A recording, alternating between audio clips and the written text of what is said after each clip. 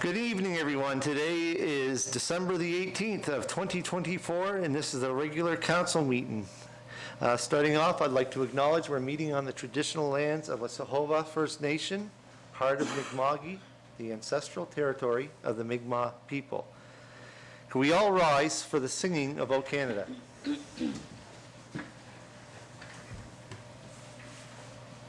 O Canada, our home and native land, true patriot love, in all our sons' command. With glowing hearts we see thee rise, the true north strong and free.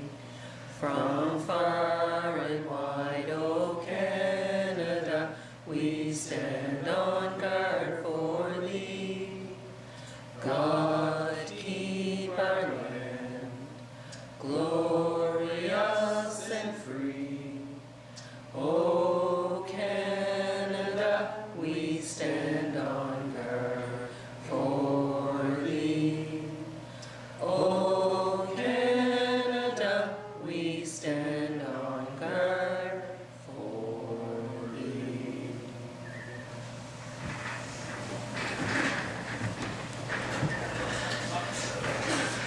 Thank you very much, everyone. Item number 4, approval of the agenda. Is there any additions or deletions to the agenda as circulated?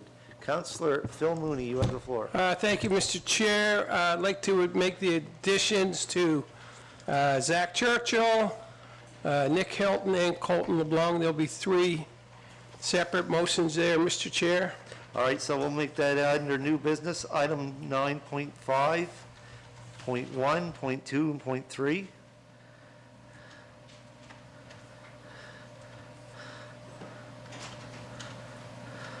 I didn't, was there anyone in particular you wanted to start off first with, Counselor? I'll do it in that order. Okay. Mr. Churchill, Mr. Hilton, and then Mr. LeBlanc.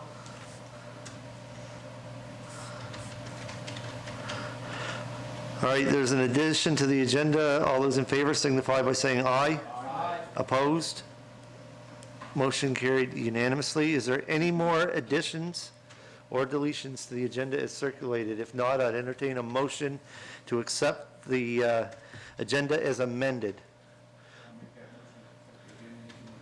Okay, moved by Councillor Lauren Cushion. Do I have a seconder? Second. Seconded by Councillor Phil Mooney. Motion on the floor to approve the agenda as amended. All those in favor signify by saying aye. Aye. Opposed? Motion carried unanimously. Item number 5, declaration of conflict of interest. I know I have one, and Councillor Daniel Muse also noted he had a declaration of conflict of interest. When that item comes up, please notify me, and I'll make sure your name is recorded in the meeting minutes. Item number 6, approval of the minutes. You'll have them in your package. Is there any errors or omissions?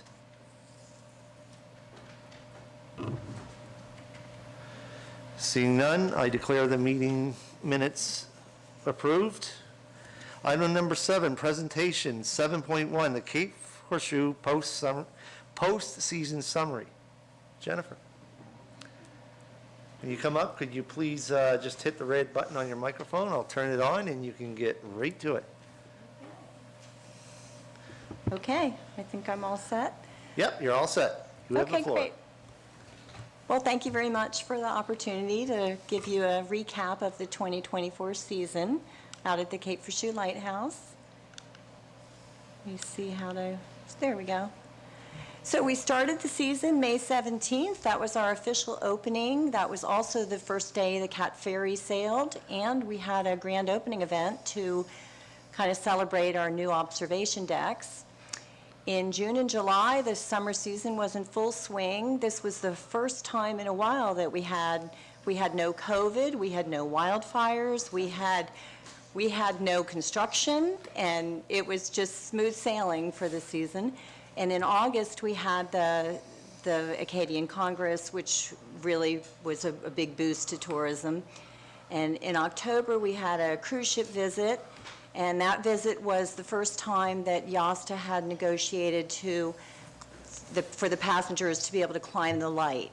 And so that was exciting for us because we've never had 2 busloads of 50 people all ready to climb the light at the same time, but we managed it and it worked out great, so we hope to do that in the future. And the last day of the season was October 3rd. So the highlights for the season were our new observation decks being open to rave reviews. We didn't hear a negative comment about the observation decks. Everyone feels they integrate very well into the site and provide a great opportunity for people to get a different view. We did install 3 viewfinders on the new decks, including one that is lower, so it's accessible to children and to wheelchairs. We had Nicole's Kitchen open for 5 days out of the week, and she was offering the gourmet seafood options. We had good success with the Climb and Dine experience, which was a partnership with Nicole's Kitchen, where we offered an experience to climb to the top of the lighthouse and have a lobster dinner. And it was quite successful. We feel like that opens the door to come up with some other ideas on things you can do for a premium price, to climb up and do something at the top of the tower. We were open for evening hours on Friday and Saturday nights. That was something new that we tried. It was marginally successful. It does tend to really die down there in the evenings at the dinner hour. And we did increase the price of the Climb the Light tours this year by 50%. So the traffic for the season, we do have counters installed on the site where we measure both pedestrian traffic and vehicle traffic. And the data was quite interesting this year because the vehicle traffic was very similar, almost identical to last year at 51,000 vehicles. But what was interesting is that the counters showed quite a bit more traffic on the pedestrian side because we had 3,000 more visitors that took advantage of the trails, and we had 6,300 more visitors that went up the hill. And that was due in part to, like last year, we were lower numbers because of the construction. And then also this year, we had more people wanting to go up to the top of the hill to check out the observation decks and to take advantage of the restaurant. The Climb the Light tours, we continue to offer 2 tour options. One where you can book it online for a full tour, and that includes the historical narrative. And then we did also offer quick climbs every half an hour. Whenever we're open, you can come and do a quick climb every half an hour. This year, we did increase. We had 700 more climbers than we had last year. So sales last year were 26,000. This year was 47,000. But that was also due to the fact that we increased the price of the Climb the Light experience. So believe it or not, we have had over 10,000 climbers since we started the experience, and that was in 2021. Our gift shops, we have 2 gift shops on site. We have the gift shop in the Wenzel House that is leased, and she sells unique gift items. And then we have our branded merchandise shop that's in the Keeper's Residence that we run, and that has the Cape for Shoe clothing. And store sales for this year were $30,000, which was a $3,300 increase from last year. For donations and consignment, we had donations of $4,800 this year. They're taken in through online. We offer on our website where you can make a donation online. We also take a donation at the cash register, or we have donation boxes on site, and 3 new donation boxes were added this year, so we were very pleased to accept the donations. Consignment sales, we did not have consignment sales this year because when we're leasing out the space to the restaurant, it became the restaurant's responsibility because we have local artists that hang artwork in the building, and that was hanging in her space. So total sales for the season were $82,400, so that was a 33% increase from last year. So our ongoing challenges first, we need to hire a new general manager, which we're well in the works of getting that accomplished and getting a new manager trained, so I can get back to my retirement. And parking continues to be an issue. It's been an issue, you know, the more we increase the traffic, the more the parking is an issue, and a lot of it has to do with the RVs. Many RVs come down there, and they do tend to spend more time on site, and they take up more parking spaces. And now we also have an added issue of having the erosion problem down along the roadway. So we're at risk of that parking lot down there of losing spaces with the erosion. And then the food service is an ongoing challenge. Nicole's Kitchen will not be returning this year, and it's a challenge due to the historic building. It's a shared space, and you know, it has its own limitations, and then the water situation. So we do understand that the food service is an important component for the tourists out there. So we are looking at some other options, such as food truck. And so, thank you. That's it for this season. If anyone has any questions or comments. I see Councillor Cushion so far. Councillor Lauren Cushion, you have the floor. Thank you, Mr. Chair. Jennifer, that was a brief but very informative presentation. It's interesting to see about the climb of the light, the visitors, and the gift shop sales, and the overall sales at the facility. It was nice to see. Unfortunately, Nicole's Kitchen will not be reapplying again, but I'm sure we can find someone to take that over and make it work. I think, personally, the times I've been there, I found that we just need to have, what can I say, how can I say it, food that is local and simple. You know, definitely lobster, seafood chowder, and lobster sandwiches and stuff like this. But, you know, to get into any lack of better words, fancier dishes and whatnot, I think is, you know, let's stick to our traditional food that people are used to and the tourists enjoy. So, thank you again for what you do and what you've done the past year. So let's look forward to next year for bigger and better things. Thank you. Thank you. Deputy Warden Trevor Cunningham. First off, thank you for all your service, and revenues are up significantly, which is a very, very good thing. People are enjoying the lighthouse.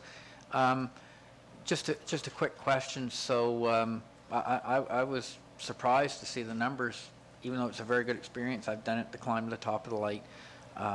Those are pretty big numbers, which is bodes well for the future.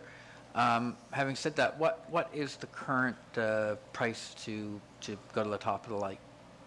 For a quick climb, it's $15 a person, and the full tour with the historical narrative is $20 a person, and then it's half price for the children. Okay, perfect. So that's great. That's something we'd always, as a council, wanted to have available to people, and it's been quite some time now, but still it's a big accomplishment. And thanks for all the improvements and all your service. Okay. Any more questions? I have a couple quick ones, if you'd entertain me. The first one is how do you go about measuring the amount of people that's either gone up to the light or they've gone on the trail? You mentioned a specific number that people that were walking on the trail. Now, how do you know that? Is there like an electronic counter, or is there a clicker, someone standing there with a clicker, or? Well, yes. So several years ago, we installed counters. And so we have one at the entrance to the trail, and we have one that's going up the hill. And they're incognito, people don't really see them. They're in little electrical boxes. And so it's like an infrared light that's, Okay. when the light is broken, it counts. And so it takes into account people both coming and going. And we have a counter that's along the roadway that's actually measured by vibration of the vehicle. And again, it accounts for people coming and going. And so I read those meters monthly, and I get the data and can compare it to previous years and previous, even down to the hour. Oh, I honestly didn't know that Yeah. there was counters there. It's quite interesting. The amount of people that use that just for recreational purposes is phenomenal. Typically, I go out there and walk it at least once a year, but this year, for some reason, it's been a busy summer, as we all know. But I went out, I do a lot of boating around the Cape Forshute area, and I seen a lot of people out there walking, families, seniors with pets, seen a couple wheelchairs out there, so it's really great to see that Yeah. that's being utilized as council's vision was way back in 2008 when we talked about creating that trail, so it's kind of neat Right. to hear. Councillor Phil Mooney. Thank you, Jennifer, for that. And just a little background history. My grandmother was a Sweeney, so at one time supposedly owned most of the property of Cape Forshute from the breakwater right to the lighthouse. So from the 1760s or 70s, we owned most of that property. But with the increase in traffic, can you tell us, do you think with the dollar the way it is now, our dollar's quite a bit lower than it was, I think 5 or 6 cents from this summer. Do you think we can increase those numbers again, especially when it comes to, if we solve some of the problems with the food services, if we can keep a food service in there, can we increase those numbers again? Do you think the same amount? I do. I think there's definitely room for growth. There's no doubt. So, yeah, I see the numbers certainly increasing, year over year. We haven't had a down year. It was surprising even last year with the construction, which was really quite a huge disruption.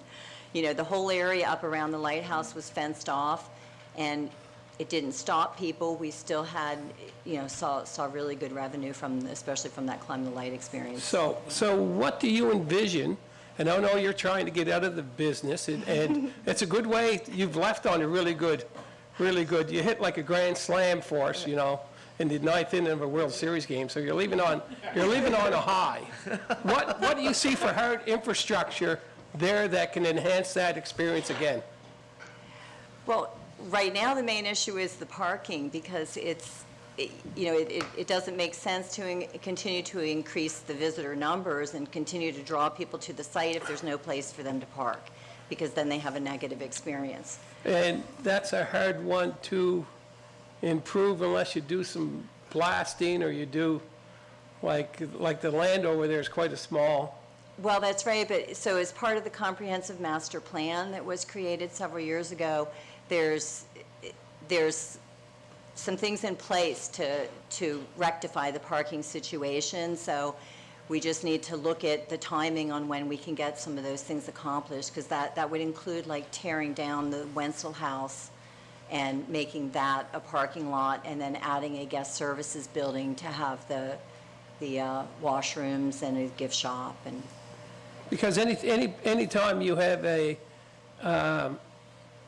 advertisement or somebody showcasing southwestern Nova Scotia, is the aerial picture of the lighthouse is always the first thing that you see. When they had the Redwood Cup here several years ago on the waterfront, they used that shot 20 or 30 times during the broadcast on TSN. So good job, and hopefully we can use that master plan to our benefit and increase tourism and increase people coming to southwestern Nova Scotia. Thank you very much. thank you. All right, seeing no more questions, thank you very much. Great. Appreciate that. Thank you very much.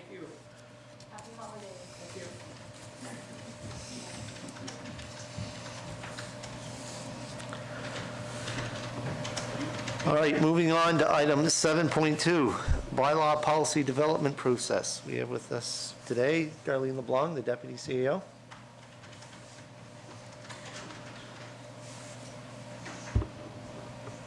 Hit your red button on your mic, and the floor is yours. Okay. You have the two charts that we use in your package. It's small, I know it's hard to see, so I'm going to go through the different columns that are on there. These are the forms that we use to take us through the process for the development of a bylaw or a policy. I'm going to do the policies first, which is the second page, just because it's a bit easier. There are fewer steps. With both bylaws and policies, they come to us or come to council in a number of different ways. One way would be for a new bylaw or policy that where council makes a recommendation to staff to develop something to bring forward. Another one would be recommendations coming from staff to council. And then a third way would be through regular review of existing bylaws and policies, where staff might feel that something needs to be amended or repealed as well. That would come forward to council. The first column is priority. So in January, we'll be bringing forward a list of bylaws and policies that we're recommending should be looked at this year, this coming year. Oh, sorry. And with those, there'll be a ranking order with them. And so whatever council approves at that time will go into that first column, whether it's a scale of 1 to 3. Then we have the name of the policy. That will be populated based on what is approved by council at the January meeting, as well as adding in things that come up during the year. The next part is the status, so we just add in where we're at in the process. The first draft is the next column, so this is where staff would put our thoughts and our recommendations together, and we would start doing a scan of other units. So we normally start local, and then we look at the rest of the province, and then we go outside of the province and outside municipal government if we have to. We also will often put together a working group of staff, either who are directly affected by it or who have particular expertise or knowledge of the area. At that point, we normally send it to our lawyer for review and feedback. We have monthly directors meetings, and so we take it to that group as well for review and feedback. In the next column for Committee of the Whole tentative, we slot in the date or the month that we anticipate it coming forward to council. And then once that's confirmed, we put that in the next column, the date it'll be coming forward to Committee of the Whole. Once a policy is coming to council, we need to give a 7-day notice. So we have a column in there for the date that that notice is sent out. Return to Committee of the Whole is the next column, and that would be if at the first discussion, council determines that they want some revisions or want staff to do more research or anything like that, then we'd put the date when it will come back to Committee of the Whole a second time. Then we have a council approval, so we'd put in the date for that, the CAO signature afterward, and then we have binders that we keep with the official copies of the bylaws and policies, and so it would get updated in that binder and then put on our website. That's the process basically for policies. So I'll go on to the bylaws on the next page, or the first page. So the process is partly the same, the first part of it anyway. So where it starts to change is after Committee of the Whole. The first part of it pretty much happens the same way. So after Committee of the Whole, the bylaw would go to first reading. And then after that, with certain bylaws, we need to have public hearings, not with all of them, but that's legislated when we do have to have a public hearing. So if we do, we put that in there and put the date. Then we would have second reading, which has to be advertised for 14 clear days. So we put in the date that we advertise in there. The date of the second reading comes next, and if everything is approved at that point, we then have same thing, CAO signature. Certain bylaws need ministerial approval as well. That's legislated too. So if we need approval, we send it off to the minister and we wait for that approval. Even if we don't need approval by the minister, we still send the bylaw to the minister for filing. So we put in the dates for that. And then afterward, once everything is approved, we have to advertise the bylaw again, the fact that it's been adopted, and update the website and update the binder. And so that's basically the process for the two documents. Are there any questions? Mr. Chair, Councillor Daniel Muse. so when you advertise with the changing world of how we get our information, do we still use a newspaper, or are we just using computer, or how are we advertising these days? We've been advertising, we haven't been advertising in the newspapers. We've been advertising through the Clare Shopper is one way that we've been doing it, and that's acceptable. And then we use our social media. So the ways in which municipalities have to advertise for certain policies and bylaws are regulated or legislated by the province. And so the Nova Scotia Federation of Municipalities and Association of Municipal Administrators are often advocating to the province to modernize their legislation and regulation to reflect your point, Councillor Muse, about how people consume their information. One of the issues with having to advertise in a newspaper that circulates in your municipality is that most news outlets require a subscription, and that can be a socioeconomic barrier for people. So that's why the municipality a number of years ago switched to advertising in the Clare Shopper and the Lobster Bay Shopper, because that goes to every address in the municipality. Okay.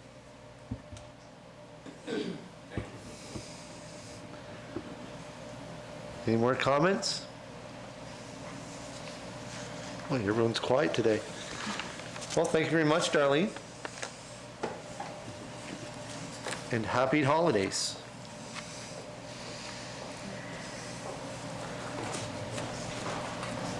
Moving on to item number 8, old business, 8.1, the one-time rebate program report. Mr. Greg Shea, our Director of Finance, is with us, and he's going to give you a rundown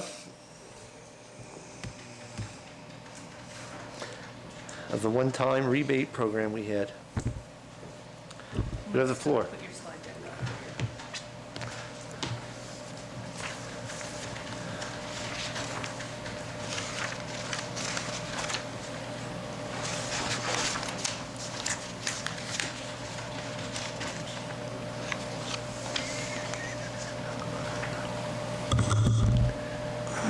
Okay.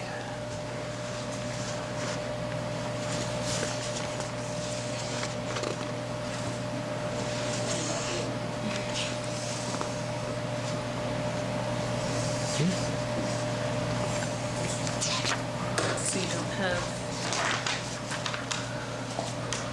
you don't have one that looks like that.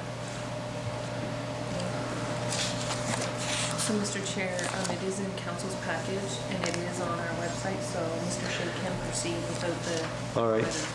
Our apologies, we don't have that digitally, but it is in counselors' packages, and it is online, so if anyone wishes to see what our financial,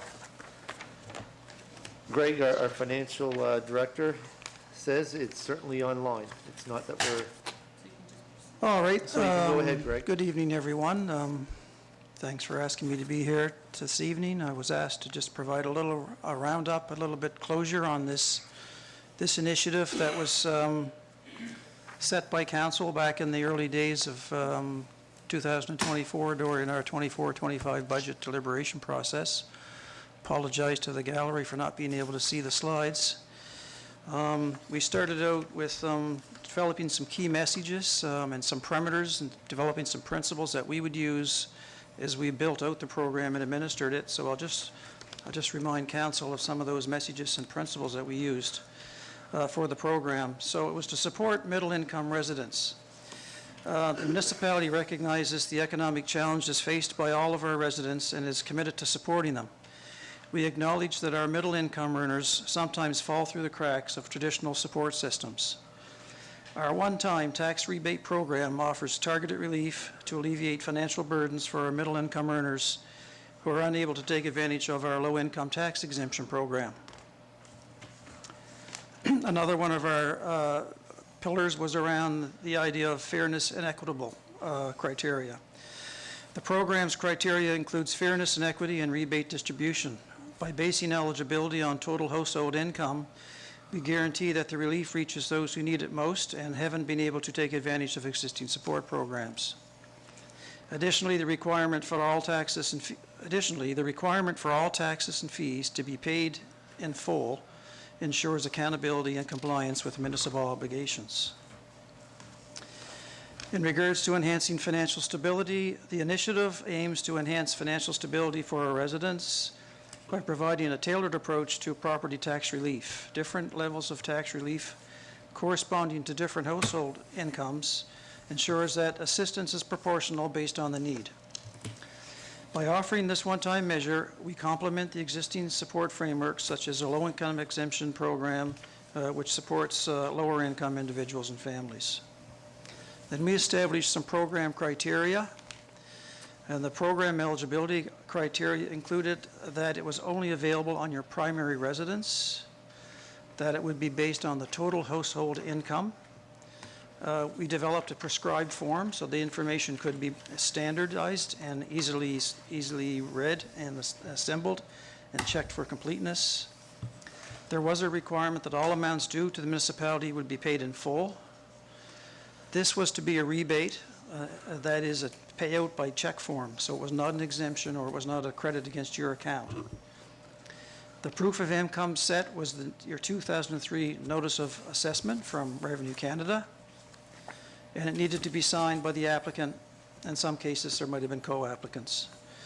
The submission deadline was set for September 9th, 2004, and it could be delivered by regular mail, by email, or in person. So we developed a solution that had 4 levels to it and 4 components to it. And again, I apologize for the gallery not being able to see the slides, but council can see a summary of the one-time solution program on their page. There were 4 different levels spread out over 4 different household income amounts. And the rebate could go from, there's 4 different categories, from 100, 150, 175, and 200. And it worked in the reverse flow of the household income. So the lower the household income category, the higher the rebate.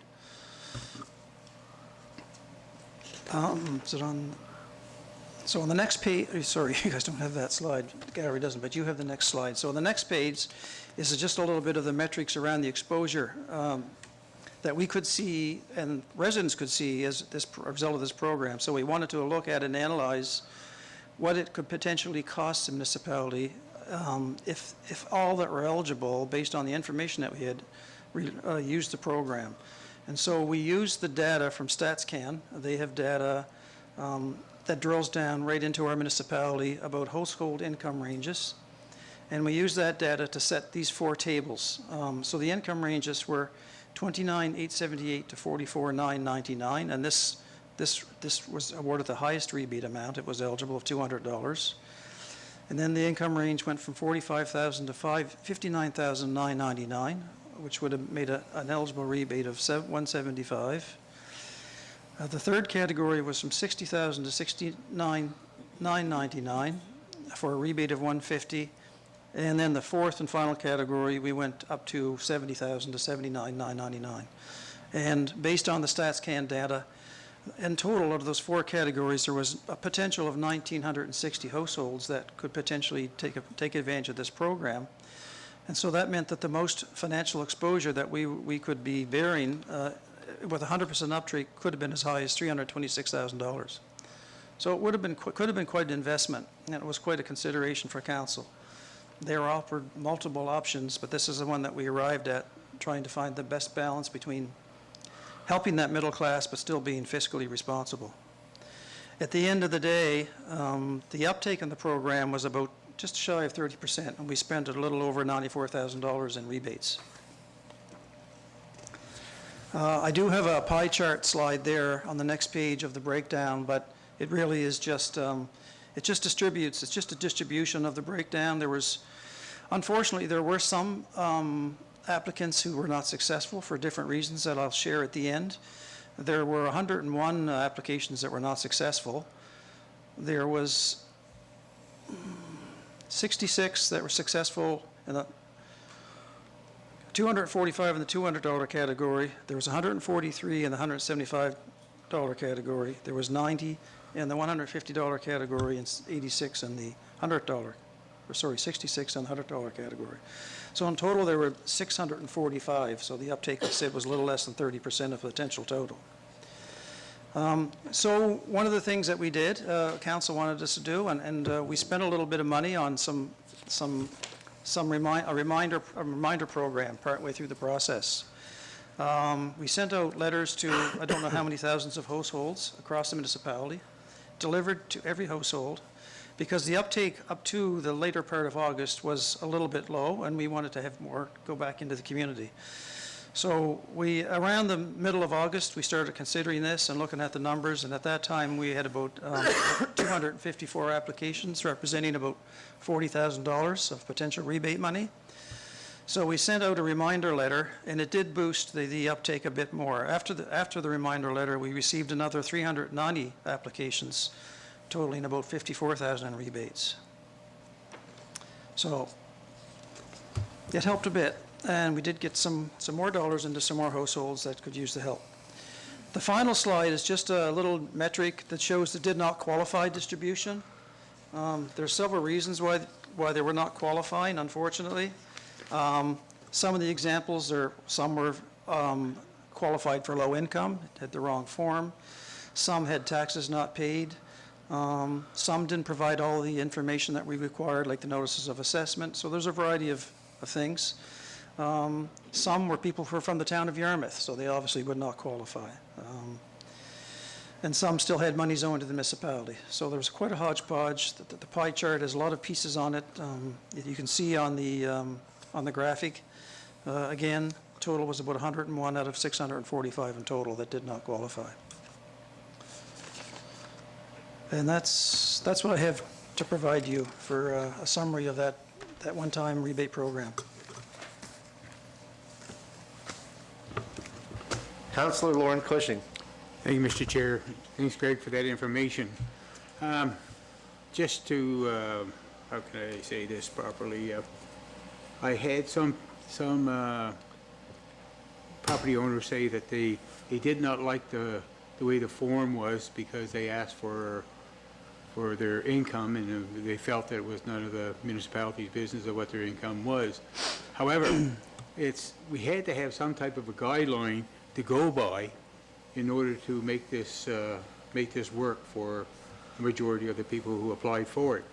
And as your report states, there was a number of ones that didn't qualify anywhere from where they didn't live in the municipality or their taxes from the year before were not paid in full. So I think our rebate program, I feel that was a pretty good success for the first time around, right?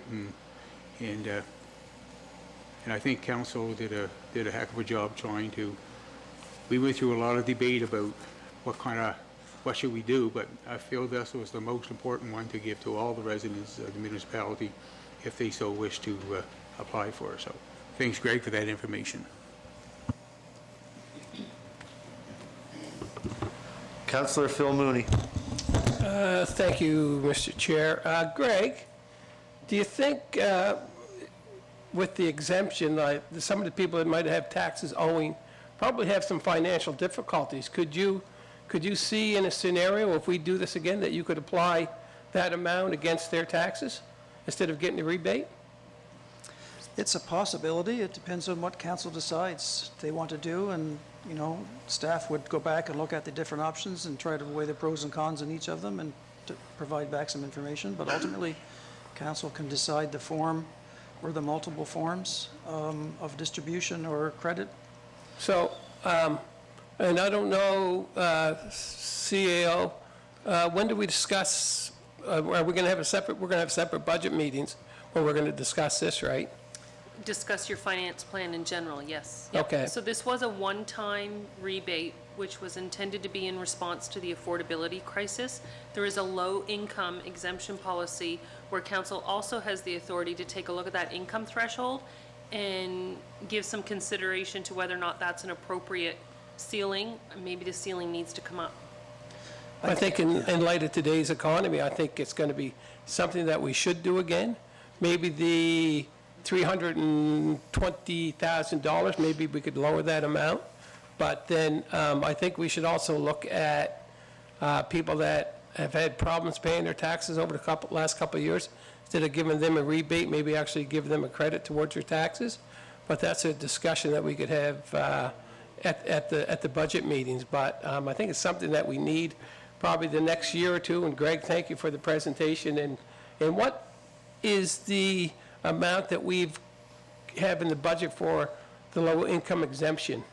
The low-income exemption, before we go on there, I should have mentioned, but I did not, when we set out our household income 4 levels, the lowest level, we started off at the low-income level, so that there would be no gaps. That's right. There's no voids there, no gaps, no Yeah. fall through the cracks there. You could qualify for the low-income exemption, and if you exceeded that threshold, then immediately there'd be a Yeah. bucket for you to fall into in this program. So, So the low-income exemption program, it's quite variable. It's hard to predict from year to year. We tend to over-budget for it. It potentially could spend $30,000 or $40,000 a year in that, or maybe 50. Typically, the uptake is very low. It's less than 10 usually. This year, I noticed we reduced our budget a bit, but I think it's a little bit over 10,000. So there's probably more eligibility out there than what. and if it's fully subscribed, what do we do? Do we, if it's fully subscribed, would you prorate? We don't. For that, you don't? We don't disqualify candidates for the low-income exemption as long as they qualify. Well, It's not bounded by our budget. Okay. We set okay. that as a Good. financial target. Yeah. We have to some means to try to measure our financial performance or financial results and give us a guide. But in that particular bucket, in that particular instance, in low-income exemption, well, typically, it's always under budget, but I don't see a case where we would deny someone at the front window because we might have gone over our low-income exemption. Yeah, and I don't think the number would be that great. No. Anyways, okay. Thank you very much. Madam CEO, you wanted to continue the comment? Yes, thank you, Mr. Chair. And I do think it's important to note, a few years ago, probably 3 or 4, there was an amendment made to the low-income exemption policy, and I think to Councillor Mooney's point where he's kind of headed with that, the low-income exemption policy had a clause in it that didn't allow those income-earning households that fit that demographic to stack the municipal program with a provincial or a federal program. And so council removed that clause that prevented people from stacking. And so I think an education program is probably also in order to remind people that they can stack it with their provincial rebate.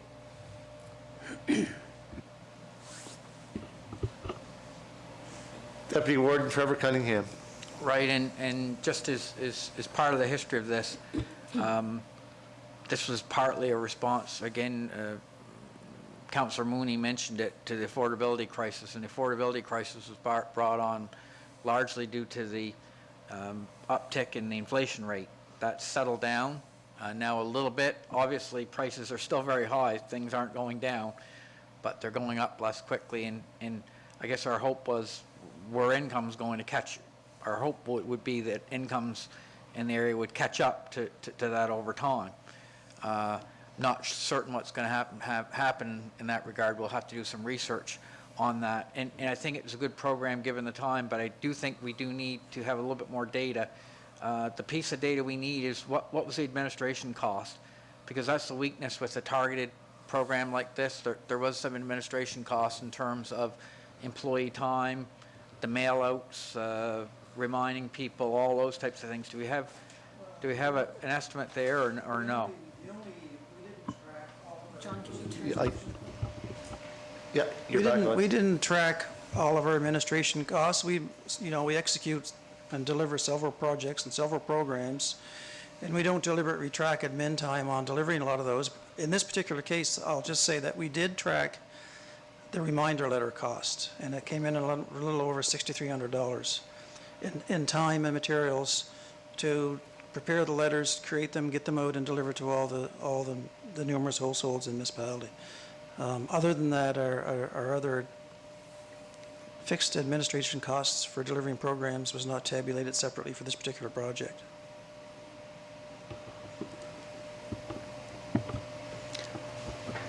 Yeah, just a quick Deputy follow-up. So I mean, our final program cost, in terms of tech. Well, hit your button again. There you go.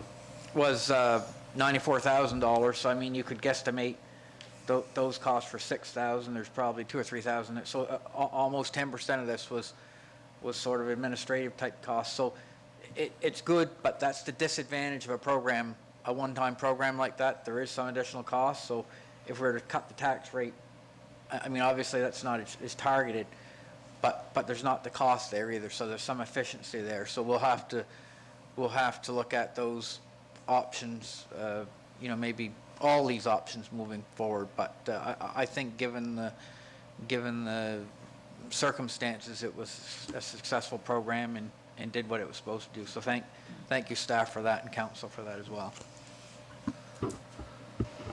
Councillor Jim Baxter. Thank you, Warden.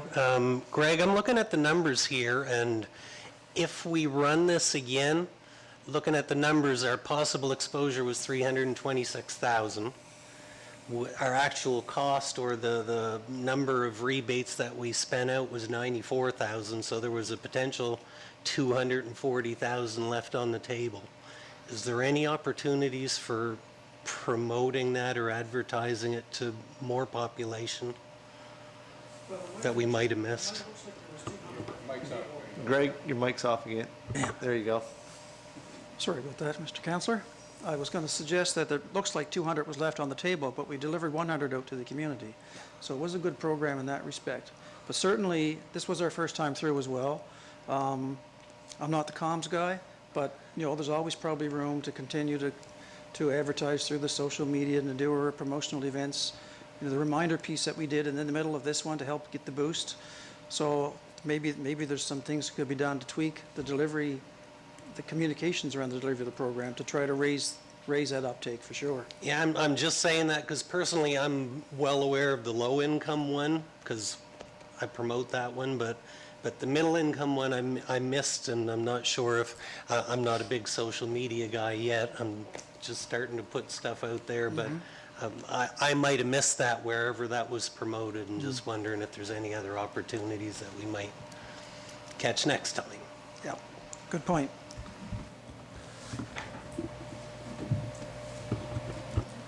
Councillor Daniel Muse.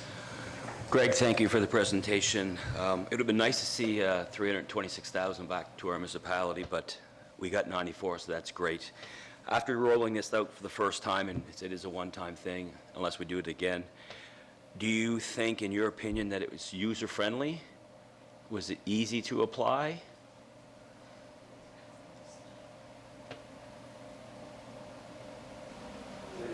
I think we tried to make it easy to apply. We tried to that's why we had a standardized form. We made it somewhat similar to the low-income exemption form. That might have been was one small tweak that I noticed. It may have been too similar to the low exemption form because there might have caused some confusion. But generally, it was pretty straightforward. It's basically your household information, your NOA information, where you lived, and signing it, and sending in your notice of assessment from the. I mean, there was not a lot of the qualifying criteria. It was pretty simple. It was a 2-page document, I think. But can there be improvements? No doubt. I'm sure there was still some confusion. Then we could look at the metrics that we had from the did not qualifieds. I'm sure that will give us some hints about maybe what didn't quite go right in the delivery through the application form. But I think it was we tried to make it straightforward and simple, but it was the first time through for us. Okay, great, thank you. I'm going to make one quick comment. Something that some new councillors may or may not know, that this was not a budgeted line item in our budget to roll out this program, and I'm going to have to refer over to the CAO. It come from a reserve, but I can't remember which one. Madam CAO? Right, so it did appear on the statement of estimates, so it was a budgeted item, but it was funded through a draw from the operating reserve, so that it didn't actually come from the tax levy from the assessment roll. It came out of savings. So that's just one thing. Council debated on this program quite extensively, and there was different opinions on how it should be rolled out. There was discussion too on the low income tax exemption. It should be raised because typically that only goes up by CPI. And then we were given a graph where you could see way back in 2008 went up by CPI, and there was jumps. And it was to try to alleviate some of the pressures that the residents of the municipality had. And So maybe there's different options we can take, but that's all going to be happening during budget deliberations, so just want to remind everyone of that. So I see no more questions. Greg's going to speak on this item, Mr. Chair, So you're going to stick and just in case there's questions. you're going to stick around? All right. Don't fall asleep there. Just for the next one, huh? All right, we'll move on to item 9.2, Valley and District Fire Department loan, request for decision. You all have that in your package. Councillor Phil Mooney. Mr. Chair, I'd like to make a motion to loan up to $130,000 to Valley and District Fire Department per terms and conditions of the municipality of the District of Yarmouth, which meet the requirements of municipal policy number B108-19. Okay, a motion on the floor by Councillor Phil Mooney. Do I have a seconder? Second by Deputy Warden Trevor Cunningham. Discussion on the motion? Councillor, you still have the floor. Thank you, Mr. Chair. Speaking in favor of the motion, since I made it, I had several conversations with the fire chief and Mr. Jack Spur, the financial person at the Valley and District. We had a meeting one day with the chief financial officer. I've had conversation with the CAO, and all the terms and conditions were met. All the letters were brought in, everything they needed to do. They could have paid for it all up front if they wanted to, but that would have left them cash strapped. And I think with us passing this, they want to send a couple people up to Quebec to have an actual look at the fire apparatus. That's going to be probably here in maybe March or April, I think they were saying, Greg, somewhere's in there, March or April. So this is a great opportunity for those guys to upgrade equipment for mutual aid and also help with the safety and the people in the Valley and District Fire District. Thank you very much, Councillor. Deputy Warden Trevor Cunningham. I'll only, I guess, add the point that it's a great opportunity, and I'll be voting in the affirmative, obviously, to support our volunteers. They provide a lot of value and a lot of support in the community, the volunteer fire departments do. So this is a great way to support them through guaranteeing the loan or providing a loan to them. Okay, thank you. Just one Councillor point, Nolan. Mr. Chair, I'd also like to thank the Greg and Victoria for the work that they've done on the file over the last several weeks. I was on the phone numerous times to Victoria about this, so I'd like to thank you for the work that's been done. This is typically something that the municipality district of Yarmouth does for all departments in our municipality. I do believe there's one that Lake Vaughan has, and is there any others? No? So it's only Lake Vaughan, and this is a new one. And I do believe there's discussion in another fire department about another piece of apparatus, but this is not something uncommon, and I'm certainly in favor of the motion. And therefore seeing no more questions, all those in favor signify by saying aye. Aye. Opposed? Motion carried unanimously. Thank you very much. Thanks, Greg. Thank you very much, Greg. Thank you, Greg. Happy holidays.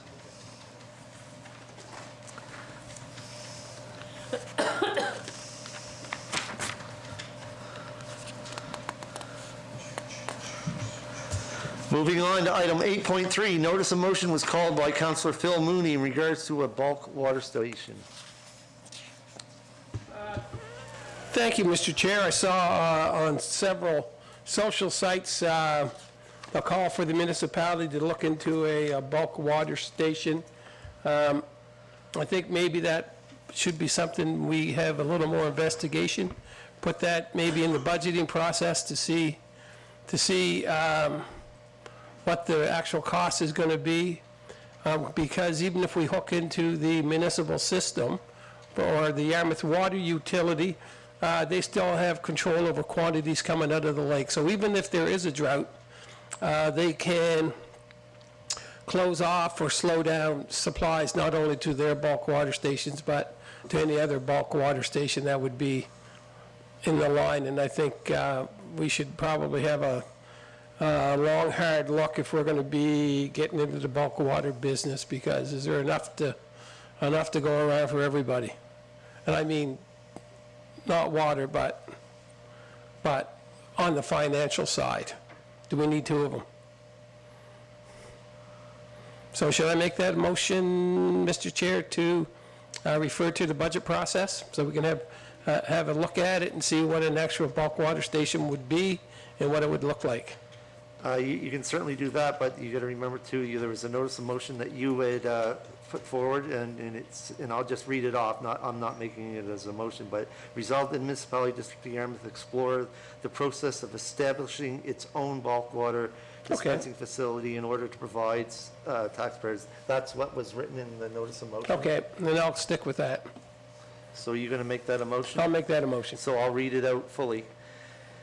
It be resolved that the municipality district of Yarmouth explore the process of establishing its own bulk water dispensing facility in order to provide the taxpayers of the municipality a reliable, accessible, and convenient supply of water in times of need. So you're making that a motion, I'll make Councillor? that a motion, Mr. Chair. Do I have a seconder? Seconded by Councillor Daniel Muse. Discussion on that motion. Councillor, Deputy Warden, Trevor Cunningham. Yeah, I'll be voting in the affirmative for the motion. I guess it's a matter of the research pieces and perhaps through you, Chair, to our CEO, we'd be looking at what the town of Yarmouth's bulk water is able to provide in terms of, like, is that fully utilized?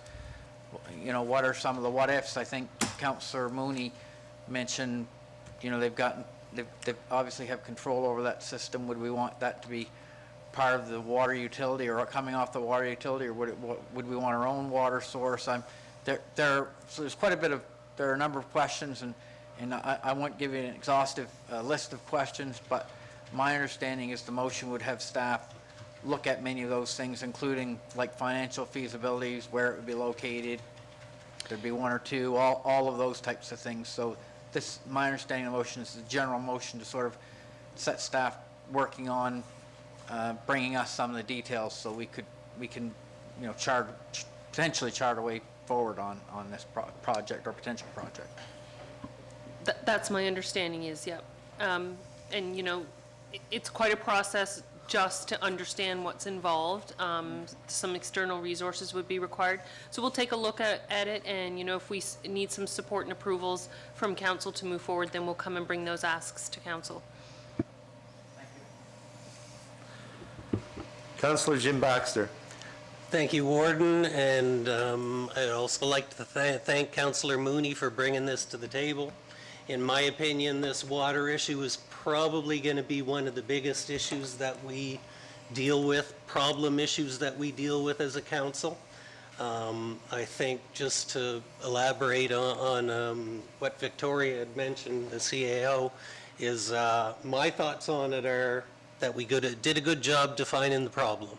We have a water shortage here in the municipality.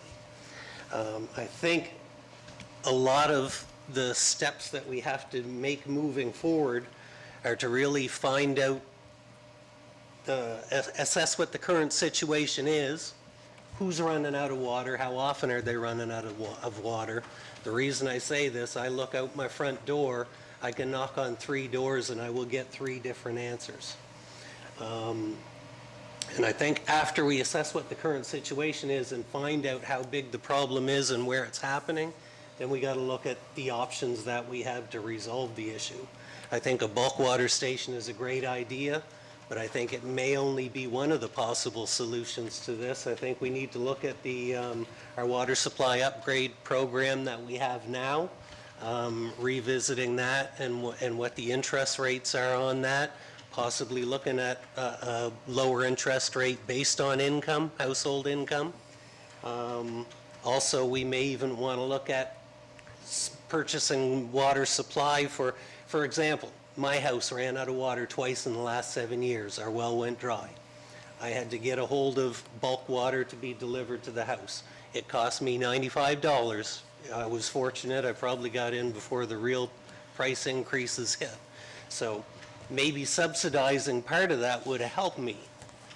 One of my neighbors ran out of water at least 8 times this summer and fall. Helping them to purchase water isn't going to help. We need to help them fix the problem, the root cause of the problem, unless we decide to go with something like purchasing our own municipal water truck and delivering it, which I don't know that that's an answer, but there's all kinds of possible answers that are out there, and I think that we need to make this a bigger project to look at it. I don't know what the next step is. Maybe it's getting a terms of reference on the problem. Maybe it's a motion to create a new committee. I don't know. I'm new to this chair, so I'm still learning a lot. But to me, this is a big problem that's going to take a fairly big solution to.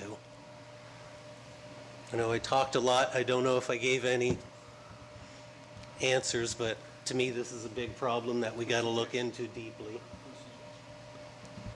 Yeah, with the changing climate patterns that are happening, some people has had problems that they've never seen happen over their lifetime, and they've been on their homesteads all their lives. So, any more discussion on the motion on the floor? Seeing none, all those in favor signify by saying aye. Aye.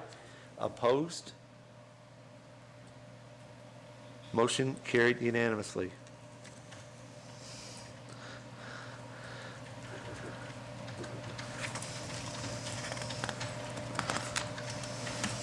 Item 8.4, appointments to boards and committees.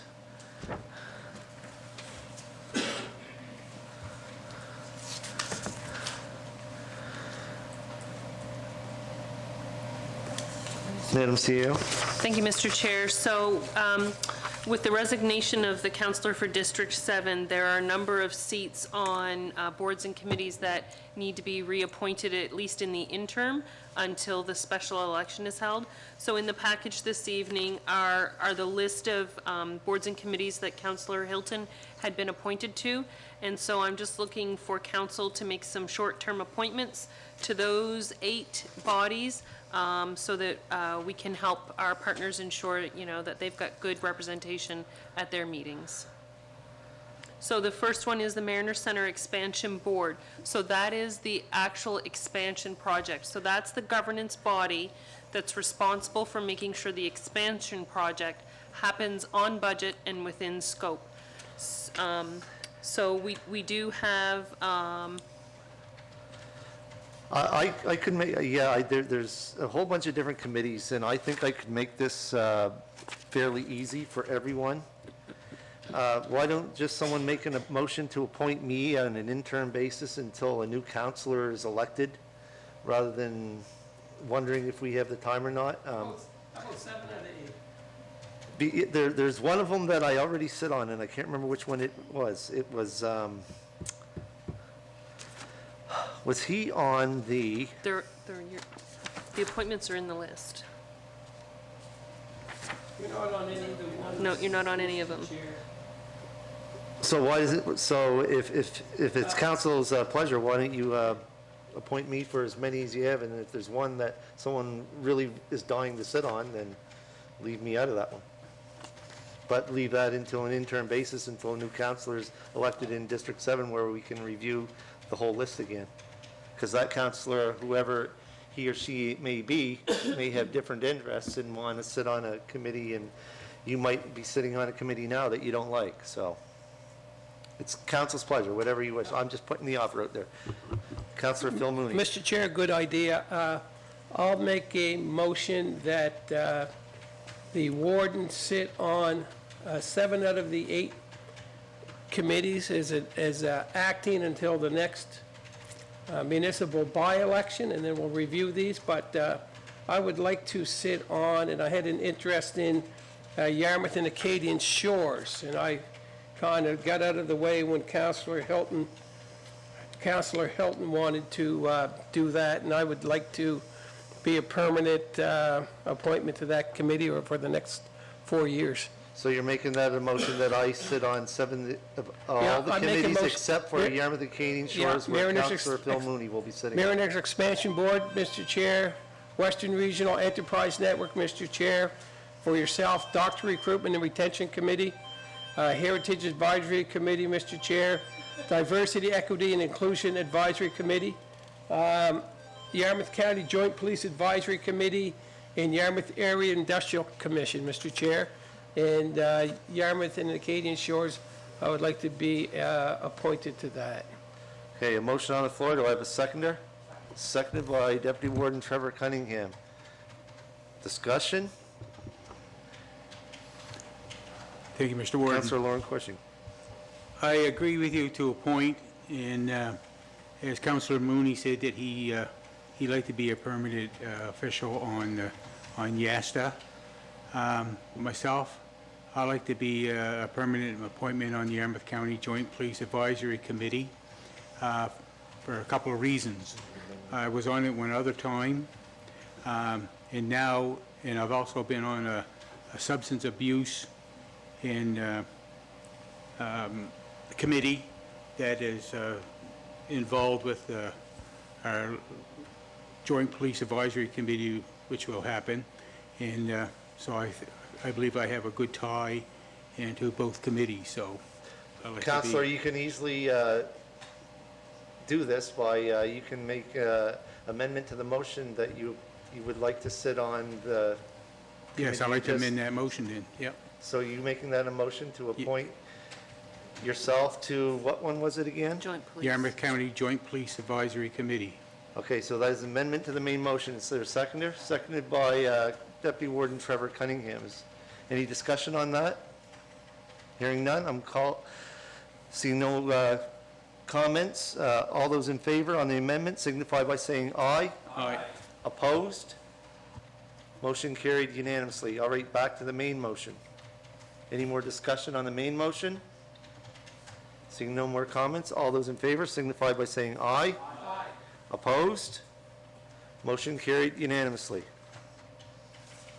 There, I think that went smoother than I expected.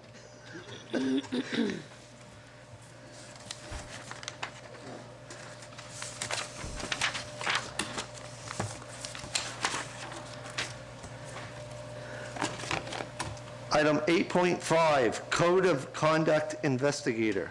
Madam CEO. Thank you, Mr. Chair. So, under the regulations respecting the Code of Conduct, council is responsible to appoint an investigator to receive and process any claims that might come up. And the name of that investigator has to be advertised on the municipal website. The Association of Municipal Administrators issued a request for qualifications and intends to maintain a roster of qualified service providers for that. The procurement has closed. There were a small number of respondents, and so the procurement is being extended into the new year. In the meantime, I'm just seeking some direction from council to reach out to a couple legal firms that the municipality works with to make some interim plans so that the municipality continues to be compliant with the regulation.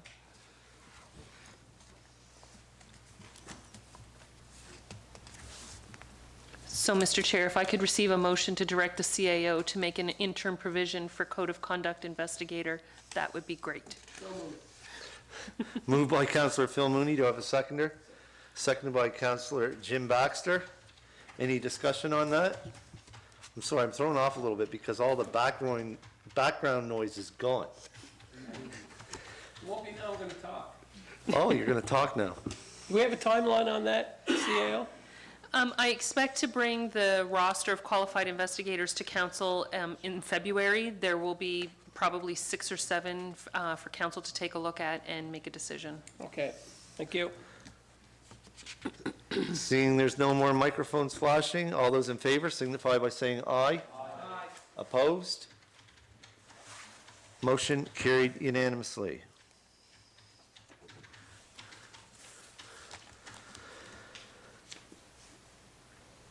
All right, moving on. Item number 9, new business, 9.1. Councillor Nick Hilton, District 7, 9.1.1. He had requested a leave of absence.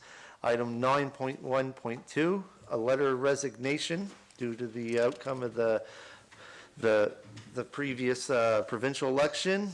And item 9.1.3, the request for a decision of a special election.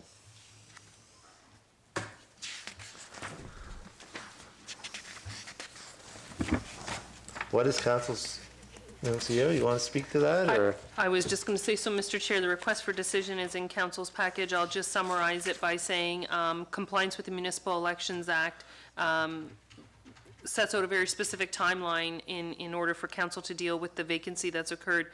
So the package is recommending a special election for Saturday, March 1st, and there's a draft resolution in the package for council's consideration. I'll make that a motion. Councillor Daniel Muse. I so move that we grant Councillor Hilton and accept his letter of resignation as of December the 9th, Okay, a motion. 2024. Motion on the floor. Do I have a seconder? So there's, Yeah. Mr. Chair, there's actually nothing to accept. Great. Under the legislation, Councillor Hilton is disqualified to serve as a councillor because he's been elected to the Assembly. But what council does have to determine is the election date for the special election. So you're going to remove that from the floor, Councillor? Yes. There's a lot of microphones. But in here, there's a recommendation, and I'll read it out for council. Whereas Councillor Nick Hilton has resigned from council effective December 9, 2024, and whereas in the Municipal Elections Act sets out provisions for special elections S-.13, as well as an appointment of a returning officer, S-4, therefore it be resolved that the council set an election for District 7 on Saturday, March 1st, 2025, and further it be resolved that Linda Power be appointed as returning officer, and further it be resolved that the expenses for the unanticipated special election be funded through the contingency fund. So moved. Moved by Councillor Phil Mooney, seconded by Councillor Lauren Cushion. Discussion? Councillor Mooney. Yeah, and I think the CAO answered the question about the returning officer is going to be Mrs. Power. Okay. And if there's no, election, if somebody's acclaimed, what's the process then? Do we swear them in right off the bat, or as quick as we can? That's right. So when nomination day passes, if there's only one candidate, then that candidate is acclaimed. And I will check with the municipal elections officer to see if we have to wait for a revision period to pass.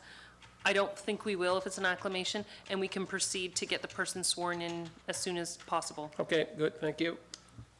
That was my question. Thank you. All right. Seeing no more discussion on the resolution, all those in favor signify by saying aye. Aye.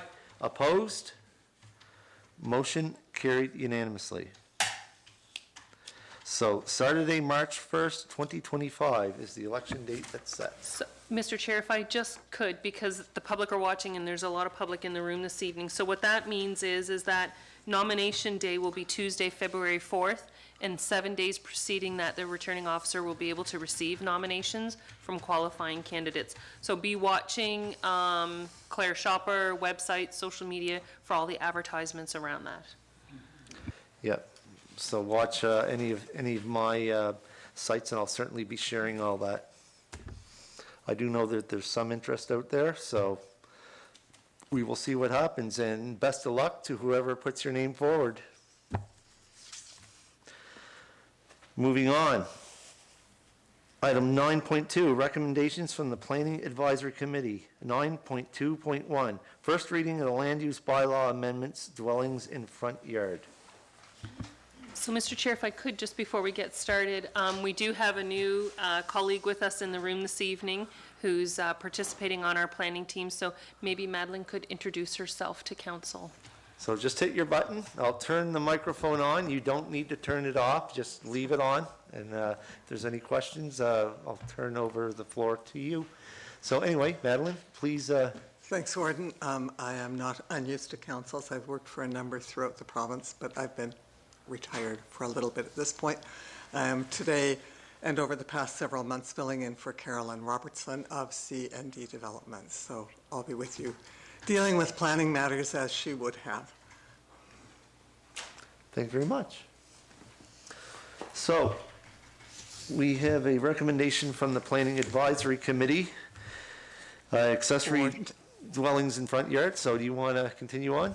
If I may, Warden, there is a presentation, particularly because this is first reading for council members who perhaps have not gone through this process before.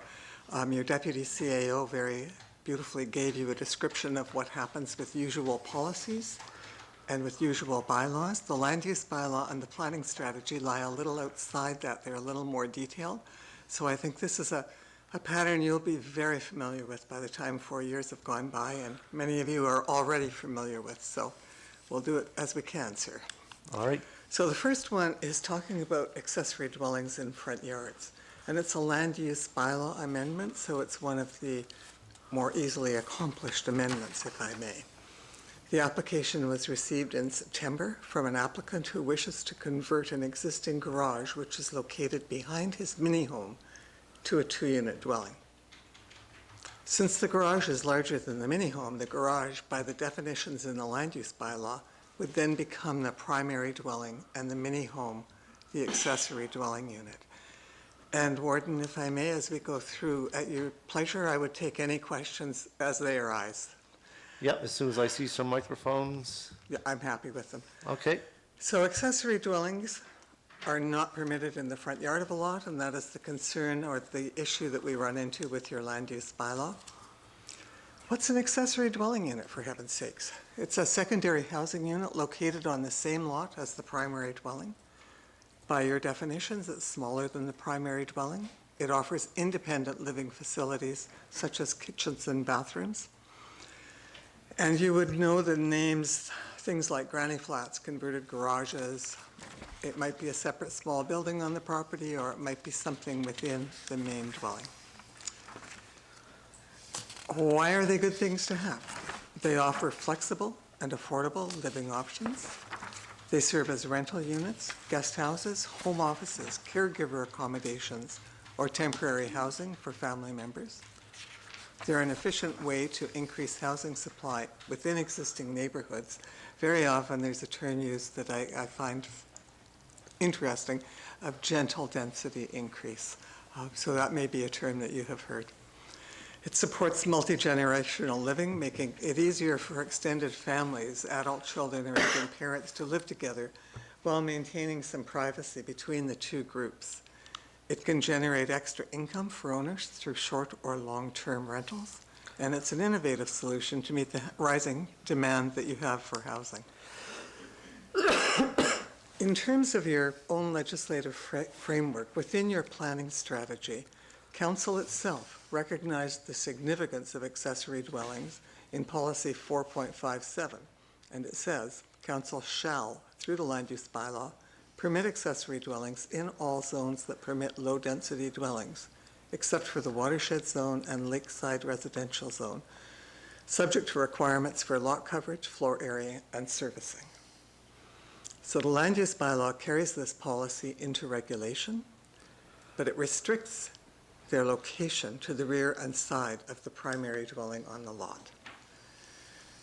Your existing regulations for accessory dwellings are there on the screen. 711, accessory dwellings shall be permitted accessory to a dwelling use in all zones that permit dwellings as a main use, except the lakeshore residential zone, subject to the following requirements. A, only one accessory dwelling permitted on a lot. So that's just one on each lot. The accessory dwelling shall not count towards the number of dwellings permitted on the lot, and that's a calculation that your development officer does. The gross floor area of the accessory dwelling shall not exceed 90 square meters or 50% of the gross floor area of the primary dwelling, whichever is larger. And D, if the accessory dwelling is located in a separate building from the main dwelling, the accessory dwelling shall be subject to height requirements for accessory buildings in the applicable zone and all other zone requirements for main buildings. So it has to be located just as any other home would be on the lot, and it can't be taller than an accessory building. And this is the one that we run into. The accessory dwelling shall be located in the rear or side yard, and lot coverage shall not exceed 40%. So the proposed amendment's pretty straightforward, and I'm not going to bore you by reading all of those again, but it's simply a removal of that one clause. The accessory dwelling shall be located in the rear or side yard. When you remove something from a bylaw, rather than adding something, there is much less opportunity for unintended consequence, so it becomes a much tidier kind of amendment than we often encounter with things. It causes less trouble, in fact. In terms of process, this again is, as I mentioned, your deputy gave you the process for usual bylaw amendments. For the land use bylaw, this is the process that I think you always follow, and it varies a little from unit to unit, but you have statutory requirements, both through the Municipal Government Act and through your own public participation program. One of the things that I would stress is that before the Planning Advisory Committee, for example, there would have been a notice that people would have been able to observe that it was a topic of discussion. You're here at first reading, so again, people will be aware of it. And before you reach the public hearing stage, there will have to be notices in, quote unquote, the local paper, which is the 2 flyers that the CAO described earlier. It's on your social media and it will be on your website. So anyone who wants to have a say would be able to do so. And there will be someone identified, and it may be me, with a name and an email address if you want to comment prior to the public hearing. And I understand in Yarmouth, and again, Ms. Brooks would correct me while I go wrong, that you have to make an appointment to appear at a public hearing in Yarmouth? Not necessarily for routine revisions to planning docs. Excellent, nice. So people would then just be able to come to the meeting and speak. Yep. Thank you, Warden. And the end with a land use bylaw amendment process where it really differs in terms of process from the planning strategy is a notice of approval is placed in your local paper or on social media or within those flyers. And that starts a 14-day period where the public can appeal the decision of council and say, we think they were wrong, Utility and Review Board, please check this decision. So that there are all kinds of checks and balances when it comes to a land use bylaw amendment for people to make changes. So the rationale behind the recommendation from the Planning Advisory Committee was to encourage private development of accessory dwelling units and to approve the amendment request, which was received back in September, as I mentioned. It was recommended that the restriction on the placement of accessory dwelling units be removed and developers be allowed to determine suitable locations based on the zone requirements for main buildings in the zone. And there is a motion which is on the screen, Warden, which I will leave to you. It flows from the recommendation from PAC. Thank you very much. What is the pleasure of council? Deputy Warden, you have the floor. So I'll move the council of the municipality of District of Yarmouth give first reading and hold a public hearing to consider amending the text of the municipality of the District of Yarmouth land use bylaw to allow accessory dwellings in the front yard of a lot by removing land use bylaw subsection 7.1D, number 2. The accessory dwelling shall be located in the rear or side yard. So that's the removal of that phraseology. Okay, a motion on the floor. Do I have a seconder? Seconded by Councillor Jim Baxter. Discussion? Seeing none, all those in favor signify by saying aye. Aye. Opposed? Motion carried unanimously. Matter of process, Madam CEO, when would this be typically held? At the next regular scheduled council meeting? We'll count the dates. We need 14 clear days to advertise prior to the public hearing, am I correct? Yes, yep. So we'll count the dates because there are publication blackout periods due to the holiday season. So it may not be in January, it may be in February, depending on the clear dates. Mr. Chair. One thing in addition to what your CAO has said, she said clear days, 14 clear days. It's not something she thought up, it's set out in the Interpretation Act. You may not include the day of advertisement first or the day of the hearing. So it's 14 days between those 2 days. But the Interpretation Act does tell us that. Thank you very much. All right, did I call for, yeah, we did vote on that one. Vote? Did we vote? Yeah, we did. Yep. Second. I'm one of those people that can't walk and chew gum at the same time, so, And I was looking ahead, so. and I was looking ahead as well. All right, item 9.2.2, first reading of the land use bylaw, short-term rentals. A little further with that, Warden, and say it's a municipal planning strategy and land use bylaw amendment. Councilor Hughes has declared a conflict. Oh, sorry. Please note in the meeting minutes that Councillor Daniel Muse declared a conflict on this item. So he stepped away from the table. As soon as we're done dealing with this item, he'll be returning. Go ahead, Madeline. Thank you. So the first thing we need to look at what short-term rental registration act is. It was formerly the Tourist Accommodation Registration Act, and it was under that name for any number of years.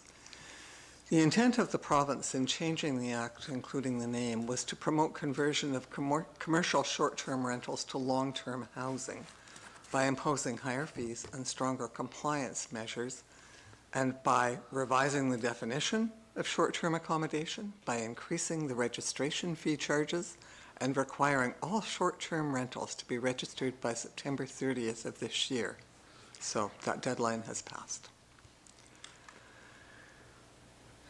The Act describes short-term rentals as accommodations rented for 28 days or fewer per year, and it identifies three categories: traditional tourist accommodations, which we all know as hotels, motels, and then additional things over the past few years as yurts, domes, bed and breakfasts, and other roofed accommodation.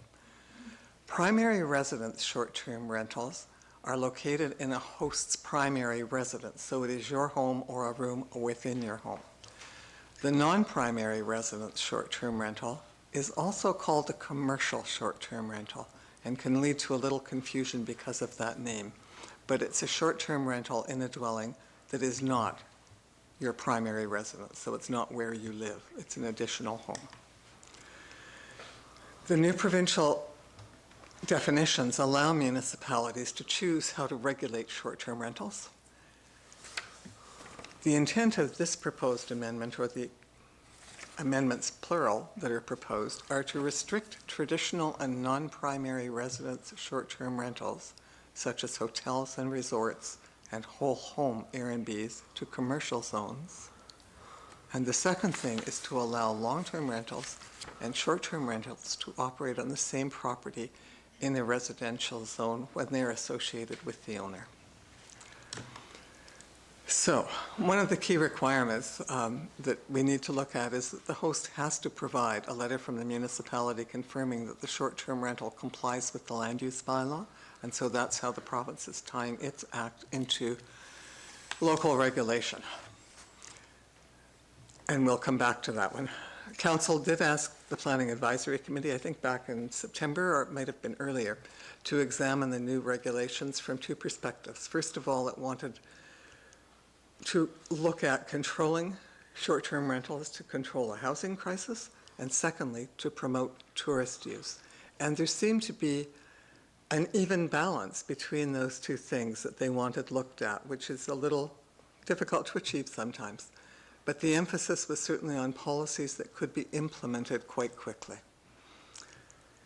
There were a few things that staff really thought were not appropriate, and those are either using site plan approvals or development agreements, which are specific things under planning jurisdiction. Site plan approvals is when someone has to draw out specifically where they're going to have a use on their property, and a development agreement is a contract between the municipality and an owner of land to allow certain things to occur on the property. The last time I did a development agreement, it took more than 40 hours of staff time to create one. So that's one of the reasons that they certainly were not recommended by staff to begin with. They are primarily intended, both of those methods, to resolve potential conflicts with neighboring land uses. And actually, before the amendment process started, there had been literally no complaints received by the municipality about short-term rentals from neighbors, just no complaints before the process began. And I think that's a relatively important point to keep in your mind. And neither of these methods would provide much benefit in terms of what staff thought, and they would increase the strain on staff, the applicants, and council in terms of time, effort, and money, all three. So your present regulations in the land use bylaw, there's a definition of accommodations which includes traditional tourist accommodations and permits them only in commercial, general, hamlet commercial, and rural commercial zones. So in those three. Short-term rentals are only permitted in residential zones as home occupations, and that's in 7.6 of the land use bylaw, and it establishes criteria that they then have to meet in order to be legally located there. An owner located outside the commercial zone who wants to offer a short-term rental without living on the property, so a commercial STR, must apply for rezoning to permit commercial uses. If that amendment application were then approved by council, all commercial uses would then be allowed on that property for the future. So you could, amend to commercial to allow the short-term rental, and the day after they could close it and decide to open a retail store instead. And that is certainly one of the concerns that was looked at. In some cases, a planning strategy amendment would be required, so again, lengthening the process and the detail that has to go through. In terms of compliance, that's always an interesting one to look at because, as I mentioned, Warden, the deadline was the end of September for applying for licensing. As of the end of October, the Development Department had received 39 requests for compliance letters. 3 are for traditional accommodations in commercial zones, and those were permitted. 8 were primary residence short-term rentals, or rooms, in-law suites on the same property as the host's primary residence, and these were permitted as home occupations. And 28 were dedicated short-term rentals in residential zones, which are simply not permitted without an amendment moving forward. So the recommendations that are being made to you tonight are effectively to legalize the existing uses, not to encourage or create brand new ones, but to deal, first of all, with legalizing what's there already. So, concerns. There are always concerns with any kind of amendment, especially if it's one where you're adding things to the documents rather than removing things, as I mentioned. The District of Yarmouth apparently now has experiencing a shortage of accommodations. Converting dwellings to short-term rentals could worsen the housing shortage by further limiting the availability of long-term housing. Restricting them to commercial zones could limit the number available in residential areas, reducing opportunities to support non-traditional accommodations and potentially hindering economic growth. So again, looking at finding that balance. The local economy certainly relies on tourist accommodations. And the question has come up, is long-term housing a greater priority than short-term accommodations? So when staff looked at the recommendation, there were really 3 reasons that brought the recommendation to the Planning Advisory Committee in, I think that was October or November. First of all, balanced economic growth. The intent is to allow a broader range of permitted short-term rentals to support local economic growth, encourage tourism, and boost income for participating homeowners. So there is a bit of a focus on that economic growth. Secondly, to preserve neighborhood character, to maintain the residential nature of neighborhoods and preserve their integrity and characters. Traditional tourist accommodations like hotels will be limited to commercial areas, so you don't have a residential zone with a commercial hotel identifiable as such in the middle of it.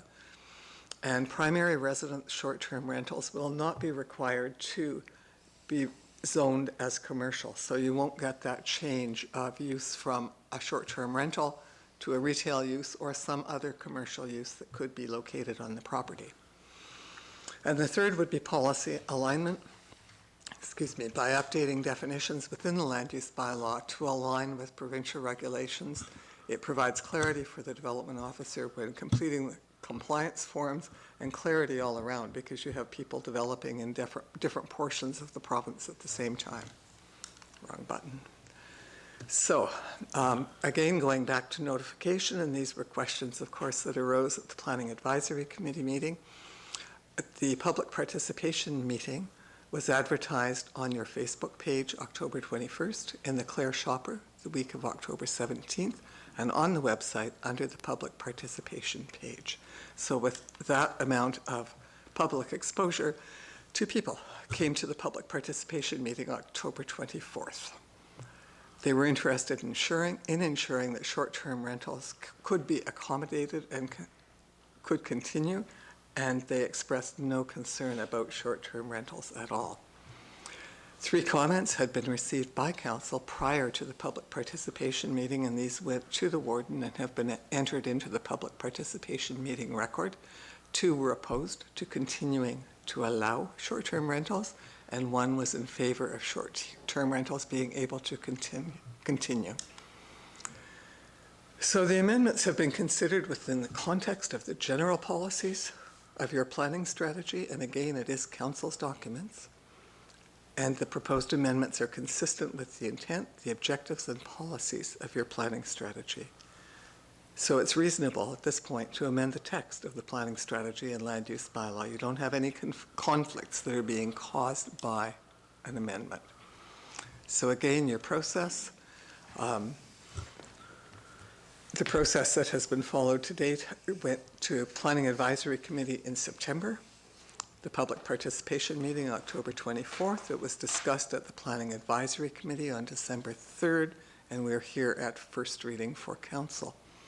And again, for the public participation meeting, the notification was in the local paper, on social media, and on the website. Once again, to emphasize 2 things, Warden, and this is a distant early warning for you because I have tonight realized that you will be short 1 member of council.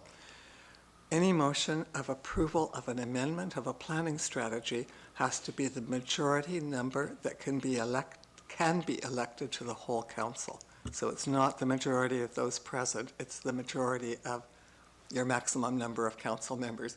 And that's just an early warning because that won't happen till your second reading, but in case I forget to remind you then.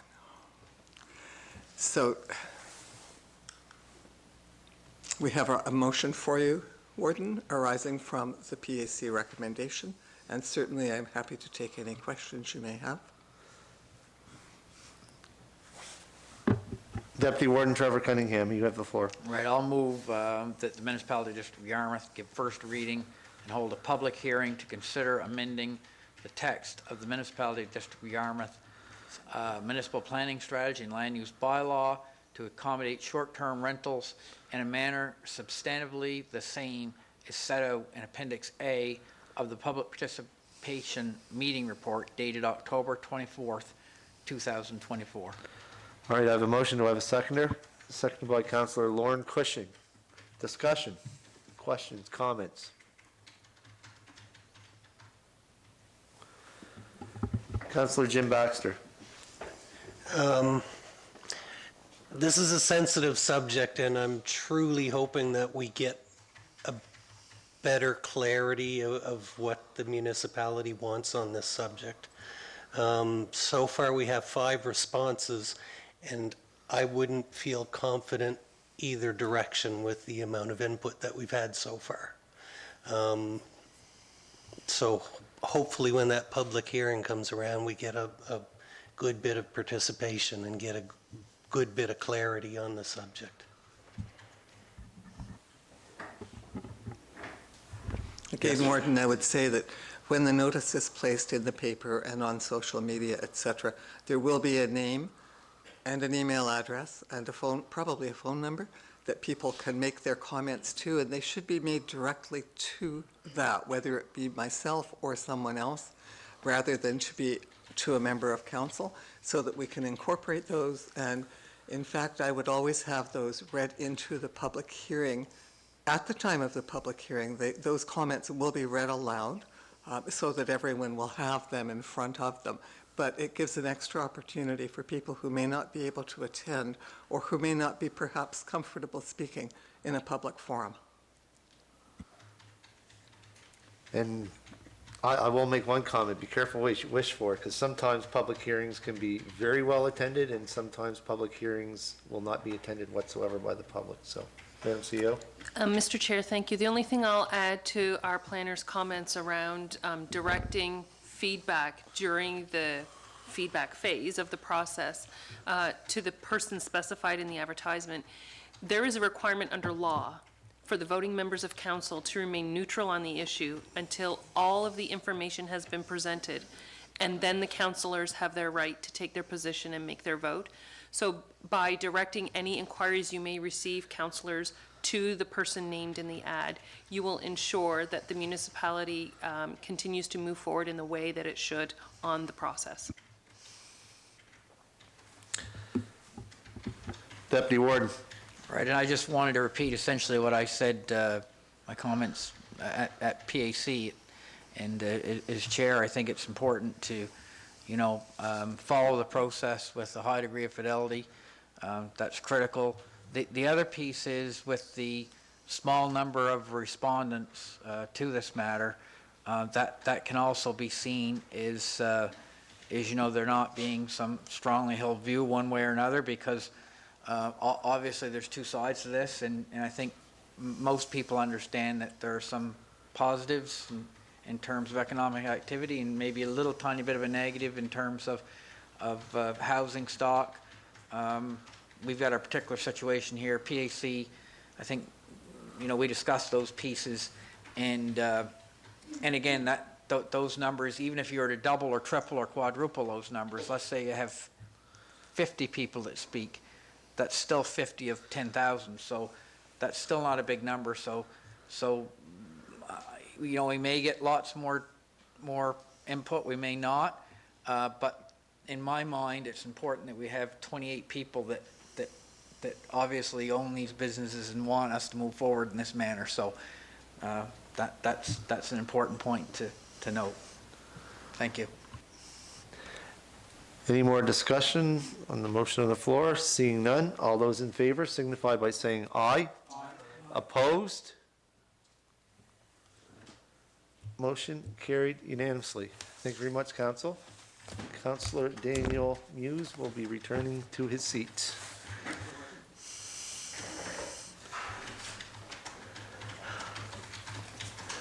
Thank you very much, and happy holidays. Thank you. Happy holidays to all of you, too. Item 9.3, second reading of the tax exemption bylaw T-082-24. Mr. Chair, if I could just speak to that briefly. So we've had a little bit of an interval between first reading and second reading due to the general municipal election.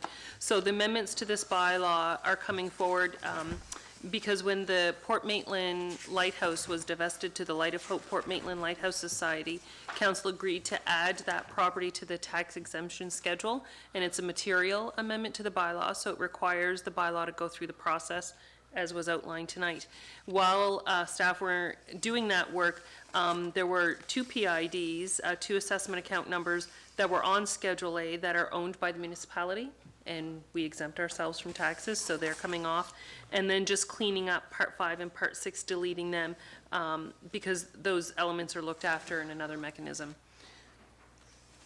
So no public hearing required for this bylaw, Mr. Chair.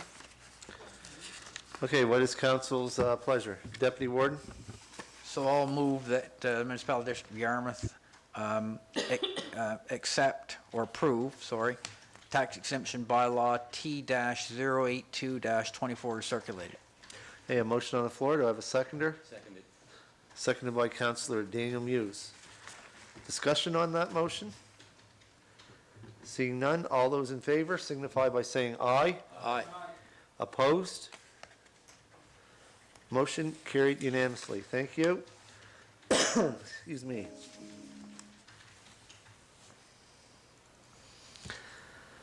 Item 9.4, grid application, infrastructure funding application. Thank you, MCO. Mr. Chair. So we're working diligently to leverage as many dollars as we can from senior levels of government to accomplish council's goals. So the team has put together another application to help offset the cost of accessibility compliance as well as the installation of the wastewater portion of the Phase 2 development at the Nova West Regional Business Park. The application for funding requires an approved resolution from council. So, Mr. Chair, the resolution is in package and recommended to council for approval this evening. So I'll read out the resolution. Whereas the municipality district of Yarmouth recognizes the importance of enhancing accessibility in municipal facilities to meet community needs and comply with provincial government accessibility standards, and whereas the municipality is committed to advancing economic development by supporting the Nova West Regional Business Park Phase 2 wastewater collection system project to provide critical infrastructure for business growth, and whereas grid funding policies up to 50% of eligible costs and prioritizes shovel-ready projects, and whereas the municipality has 2 qualifying shovel-ready projects, therefore be resolved that the municipality of the District of Yarmouth supports the submission of funding applications to the following projects.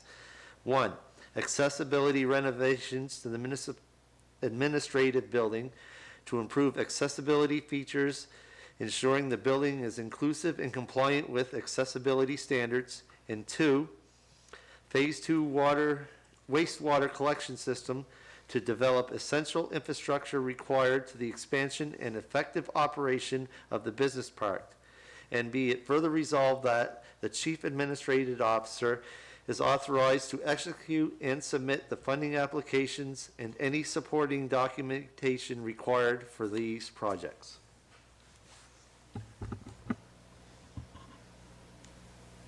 I'll make a motion, Mr. Chair.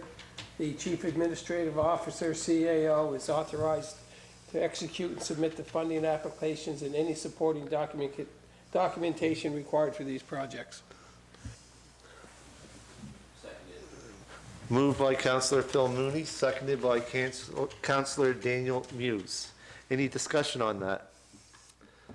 I will say this much, anytime that we can get supporting funding for projects that we have going on in the municipality, I'm all for it. Deputy Warden? Mr. Chair, just as a discussion about process, this is a council resolution that's been written out by staff because it's fairly technical in nature, and the intent is, so you read it, somebody made a motion that wasn't exactly the same, and then it was seconded.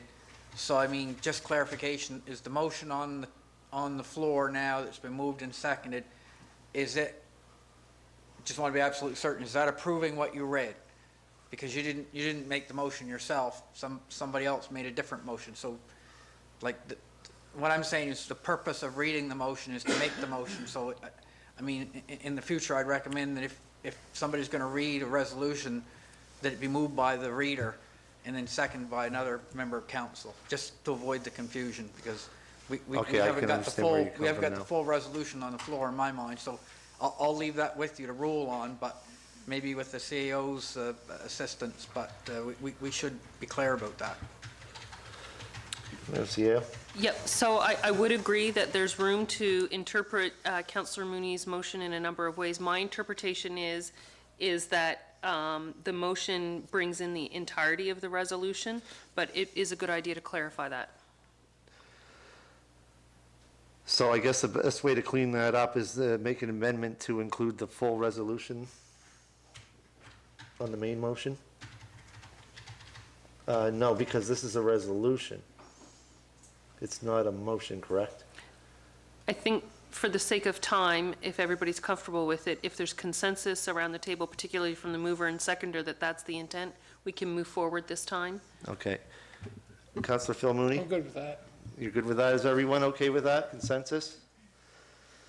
Even though you think you know what you're doing up in the chair, sometimes you make things a little more complicated. My apologies, everyone. So we're clear on the resolution that's on the floor. Any discussion on that? Since seeing no more questions, all those in favor signify by saying aye. Opposed? Motion carried unanimously.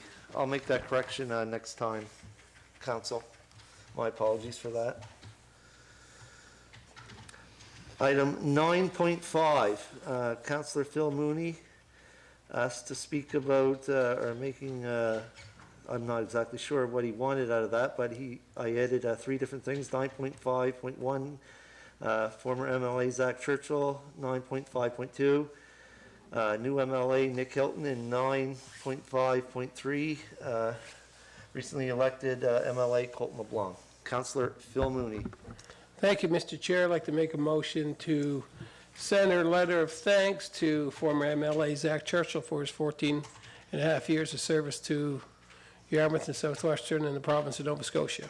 Okay, a motion on the floor. Do I have a seconder? Seconded by Councillor Lauren Cushion. Discussion? Deputy Warden? Just like to thank Councillor Mooney for adding those 3 pieces of business to the agenda. It's an important thing, and glad to support the motion. Yeah, absolutely. I also personally like to make a comment that I'm thankful for our former MLA's service to the community, and I certainly like the way that he accepted his defeat, because he did mention a few things that means a lot to everybody, especially during the holidays, his family. He has a young family, and I'm glad that he's looking forward to spending more time with them. Seeing no more discussion, all those in favor signify by saying aye. Aye. Opposed? Motion carried unanimously. Councillor Phil Mooney, you still have the Mr. floor. Chair, I'd like to make a motion sending a letter of congratulations to our former colleague, Mr. Nick Hilton, on his election as MLA for Yarmouth. Okay, a motion on the floor, seconded by Councillor Jim Baxter. Discussion? Seeing none, all those in favor signify by saying aye. Aye. Opposed? Motion carried unanimously. Councillor Mooney, you still have the floor. Third motion? Thank you, Mr. Chair. I'd like to send a letter of congratulations, or make a motion to send a letter of congratulations to MLA and Cabinet Minister for the District of Argyle, Colton LeBlanc, on his election, and also request a meeting with him and Mr. Hilton at their earliest convenience in the new year. Okay, a motion on the floor. Do I have a seconder? Seconded by Councillor Lauren Cushion. Discussion? Seeing none, all those in favor signify by saying aye. Aye. Opposed? Motion carried unanimously. Item number 10, correspondence for action. Item 10.1.1, Foley Pop review for the municipalities and villages. Madam CEO? Thank you, Mr. Chair. So in the package is some correspondence that the Nova Scotia Federation of Municipalities and the Association of Municipal Administrators submitted to a review committee in the Department of Justice, respecting what, in the view of those 2 organizations, could be a change in the administration of freedom of information and protection of privacy that could cost property taxpayers in significant ways that municipalities are not prepared to be able to budget for and fund. So essentially, the Privacy Commissioner is looking for the right to compel municipalities to undertake certain actions under freedom of information and protection of privacy without considering the operational and financial implications of those powers. So for example, a privacy commissioner could order a municipality to do a disclosure on information that could cost thousands and thousands of dollars to the municipality and hundreds of hours of staff time, and the municipality have no recourse. So my recommendation to council is that council write to Justice and the Review Committee, echoing the concerns of the NSFM and the AMA to preserve autonomy and financial stewardship for municipalities. What is council's wishes? Deputy Warden? I'll move that we write that letter of concern as outlined by our CAO. Okay, a motion on the floor. Do I have a seconder? Seconded by Councillor Phil Mooney. Discussion? Seeing none, all those in favor signify by saying aye. Aye. Opposed? Motion carried unanimously. Council, we've reached the 2-hour meeting mark. We have a council procedural policy C-028-19 that stipulates that regular council meetings are for 2 hours, and if council wishes, I need a motion to extend the meeting to complete the agenda. Moved by Councillor Daniel Muse, seconded by Councillor Lauren Cushion to extend the motion to extend the meeting to complete the agenda. Motion on the floor. All those in favor signify by saying aye. Aye. Opposed? Motion carried unanimously. For some reason, I was expecting that, and I actually had the policy written down. Moving on to the agenda, item 10.1.2, letter concerning the former Arcadia School property. Madam CEO? Thank you, Mr. Chair. So there is actually an open bylaw enforcement file on this issue, and so because it qualifies for solicitor-client privilege, my recommendation is that this correspondence be added to that file. So this has to be done by motion, correct? Yes, please. Okay. I make that Okay, moved by Councillor Daniel Muse. Do I have a seconder? Second that. Seconded by Councillor Phil Mooney. Discussion? I have a question on that, Mr. Chair. So, if we have an open file, will they, at the Arcadia Women's Institute, be advised that we have an open file on that, even though we can't divulge what's in there? That's We right. can send a letter back to those guys? Yes, sir. Those, to the Institute and tell them there's a process? Okay.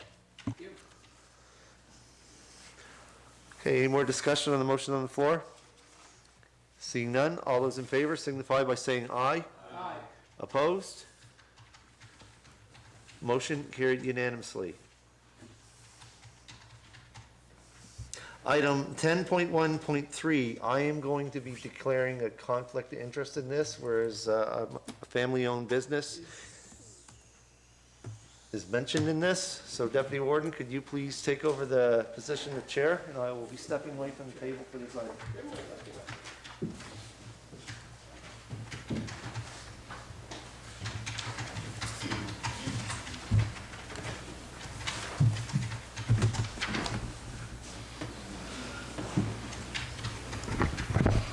Good evening, everybody. I'll turn to our CEO for a briefing. Thank you, Mr. Chair. So there's for those of you who aren't aware, there's new legislation in Nova Scotia that would permit certain public highways to be opened up to the use for all-terrain vehicles in an effort to promote economic development for those communities who are part of the ATV community and use our trail system and our extensive trail system for recreation around the community. This is the second request that the municipality has received under that legislation. And our procedure the first time was, council directed me to reach out to our CMP to ask for a comment around traffic concerns or safety concerns prior to responding to the correspondence. That seemed to work well. The RCMP were responsive, and we were able to provide a response back to the applicant using that system that considered, the public road safety concerns. So I would recommend, Mr. Chair, that the same thing happen this time, that council direct me to just check in with the RCMP on it prior to making a decision. Okay, so we're looking for a motion there to direct the CEO to do that business. Councillor Mooney. Looking, maybe I'll make that a motion, but then I'll have a comment or question. If we have a seconder? Seconded by Councillor Lauren. And this is for discussion purpose only, Mr. Chair. We have a letter from the Southwest Nova Ride Safe ATV Association to inform everyone that as of today, and this letter was received at the municipality on December the 9th, 2024, that as of today, the effort to have access from the K&L Landis Road to Carlton Outfitters via the Perry Road has been stopped. So what does that do for the process, CAO?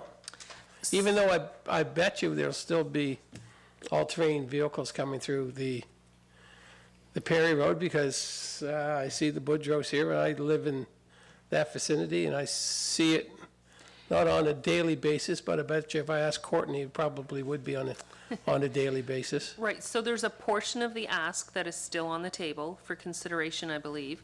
The issue with the access to K&L Annis is that the applicant was unaware that a portion of the traveling surface that they were looking for access to is actually not a public road, it's a right-of-way. So that's why that's been pulled off. So the Highways Act would not apply to that. So enforcement is a little bit of a gray area. And I could certainly ask the RCMP, you know, what happens in that case? Because a portion of the road is actually not a public road, it's a right-of-way that's being used as a road.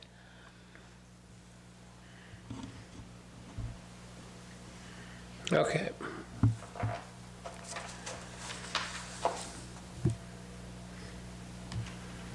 And they're trying to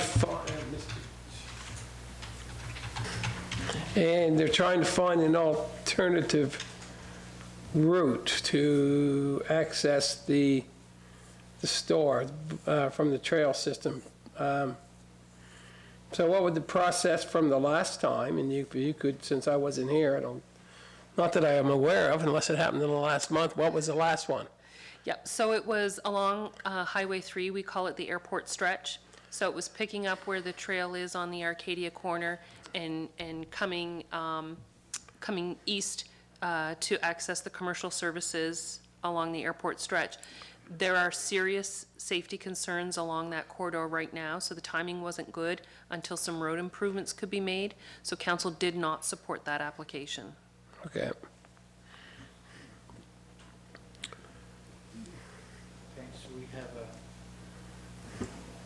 So we have a mover and a seconder. Is there additional conversation about So the direction? what's the motion, So Mr. to Chair? direct, sorry, Okay. direct the CAO to check in with the RCMP and bring it back to council for final decision. So there'll be no traveling on that road right now? On the public highway, On there the could be, but that's a separate enforcement That's- issue. Okay, Yep. good, okay. Okay. Councilor Mooney, you're good? I'm good, Mr. Chair. Okay, thank you. Okay, all those in favor signify by saying aye. Aye. All those opposed? Motion carried. Thank you, council. Warden Cunningham, you're back on. Thank you.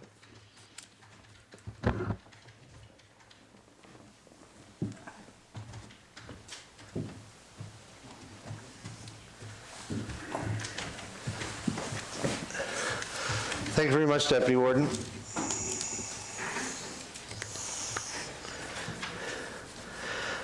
Moving on, item 10.2, there's no correspondence for information. Just double checking on my computer.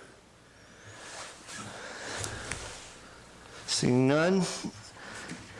Item number 11, reports. Item 11.1, CAO's report. You all have that in your package? Questions, comments? Concerns? Go ahead, Counselor. Yes, CAO's report. Okay, a motion on the floor to accept the CAO's report. Do I have a seconder? Seconded by Counselor Lauren Question. Discussion?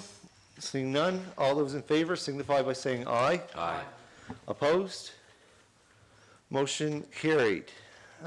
Since this evening I knew there was going to be a few time constraints, I submitted a written report, but there's one thing that I just found out today that I didn't know.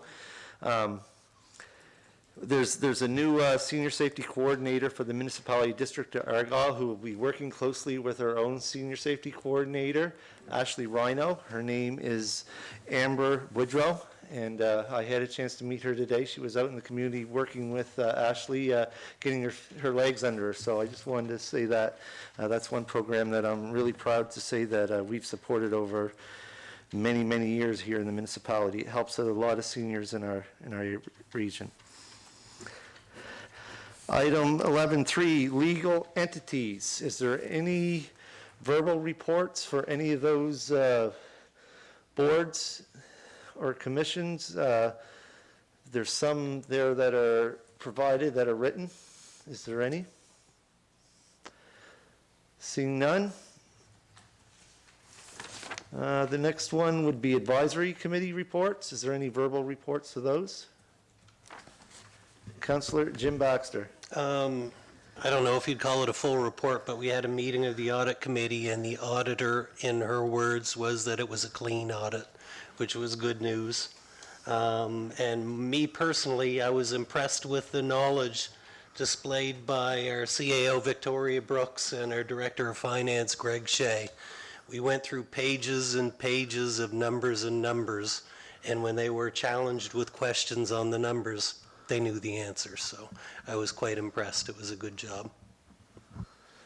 Thank you very much. You also forgot to point out one thing. You were elected as chair of that committee. It's a good way to get your feet wet. Any other verbal reports? Deputy Warden?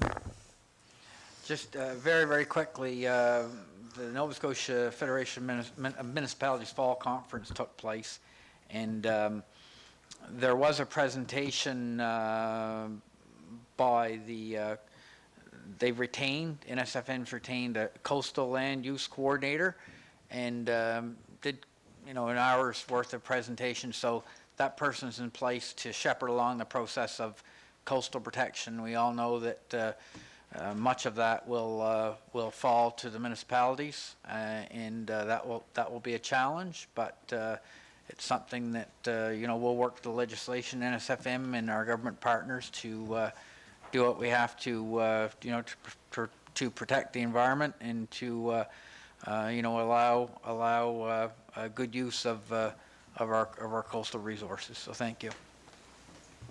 Just stay tuned, everybody. Thank you very much. Is there any other verbal reports under them committees? Item 11.5, ad hoc. No report there.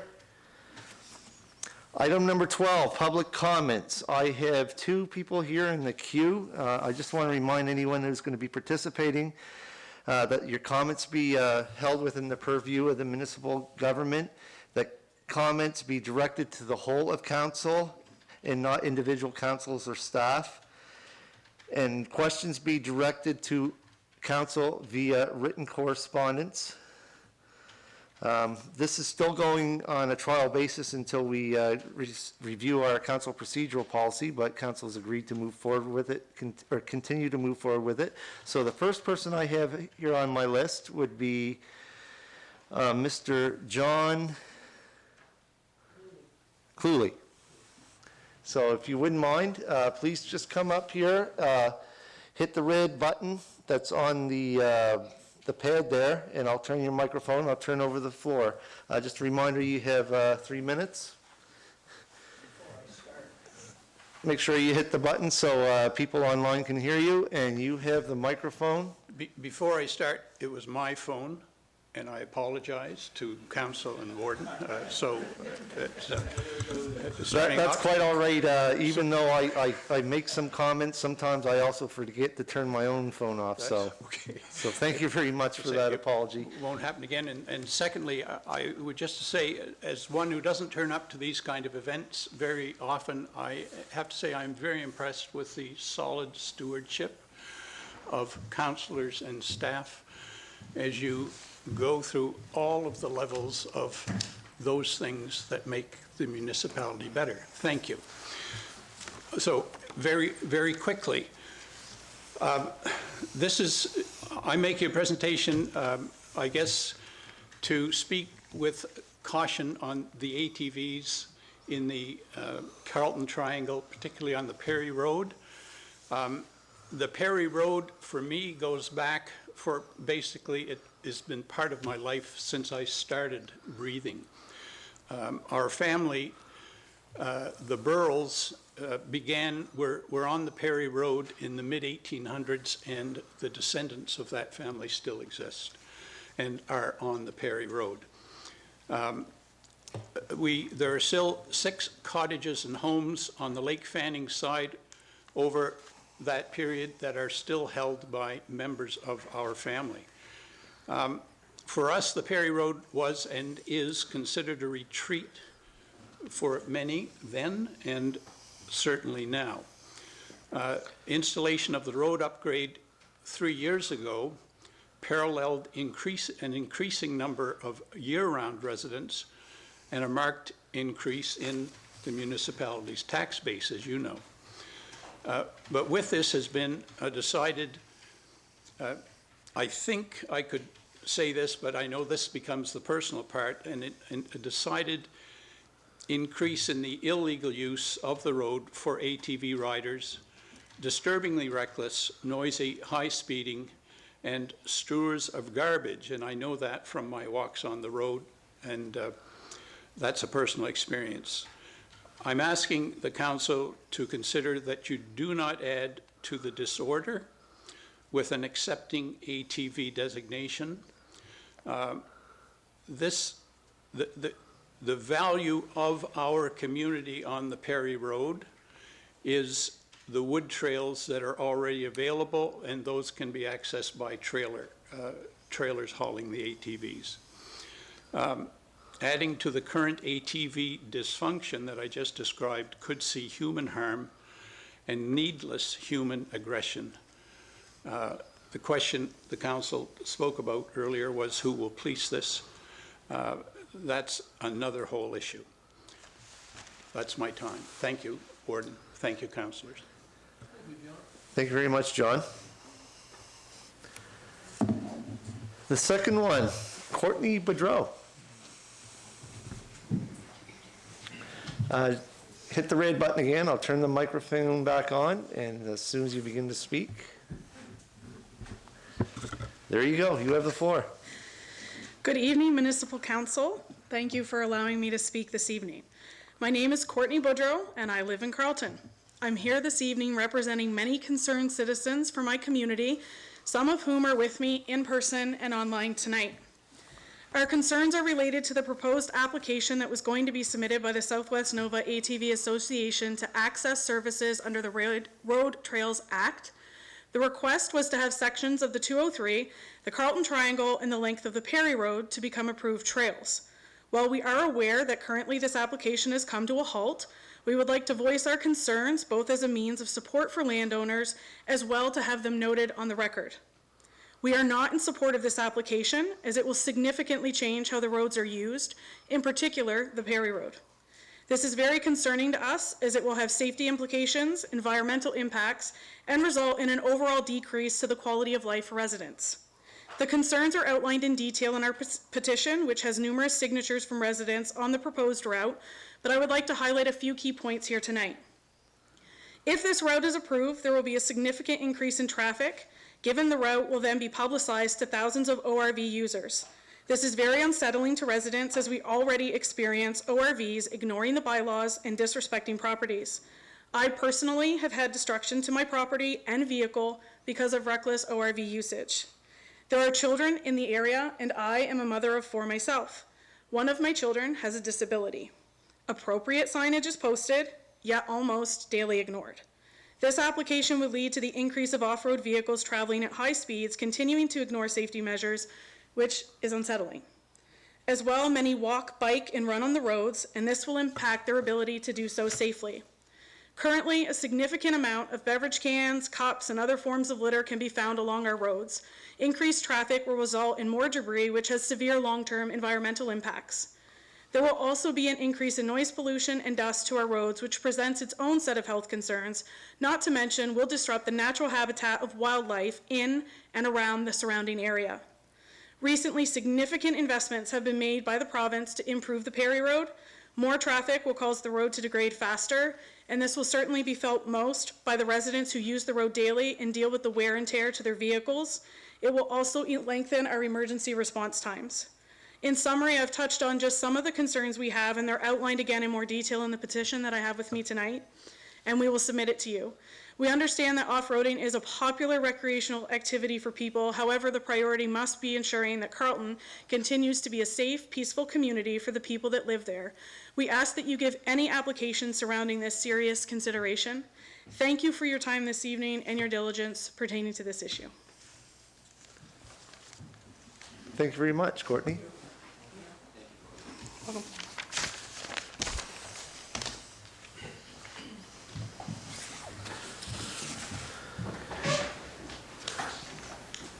All right, that concludes the public comment section. I need a motion to recess for 5 minutes before we continue into camera. Moved by Councillor Phil Mooney, seconded by Councillor Warren Cushion. All those in favor signify by saying aye. Opposed? Motion carried unanimously.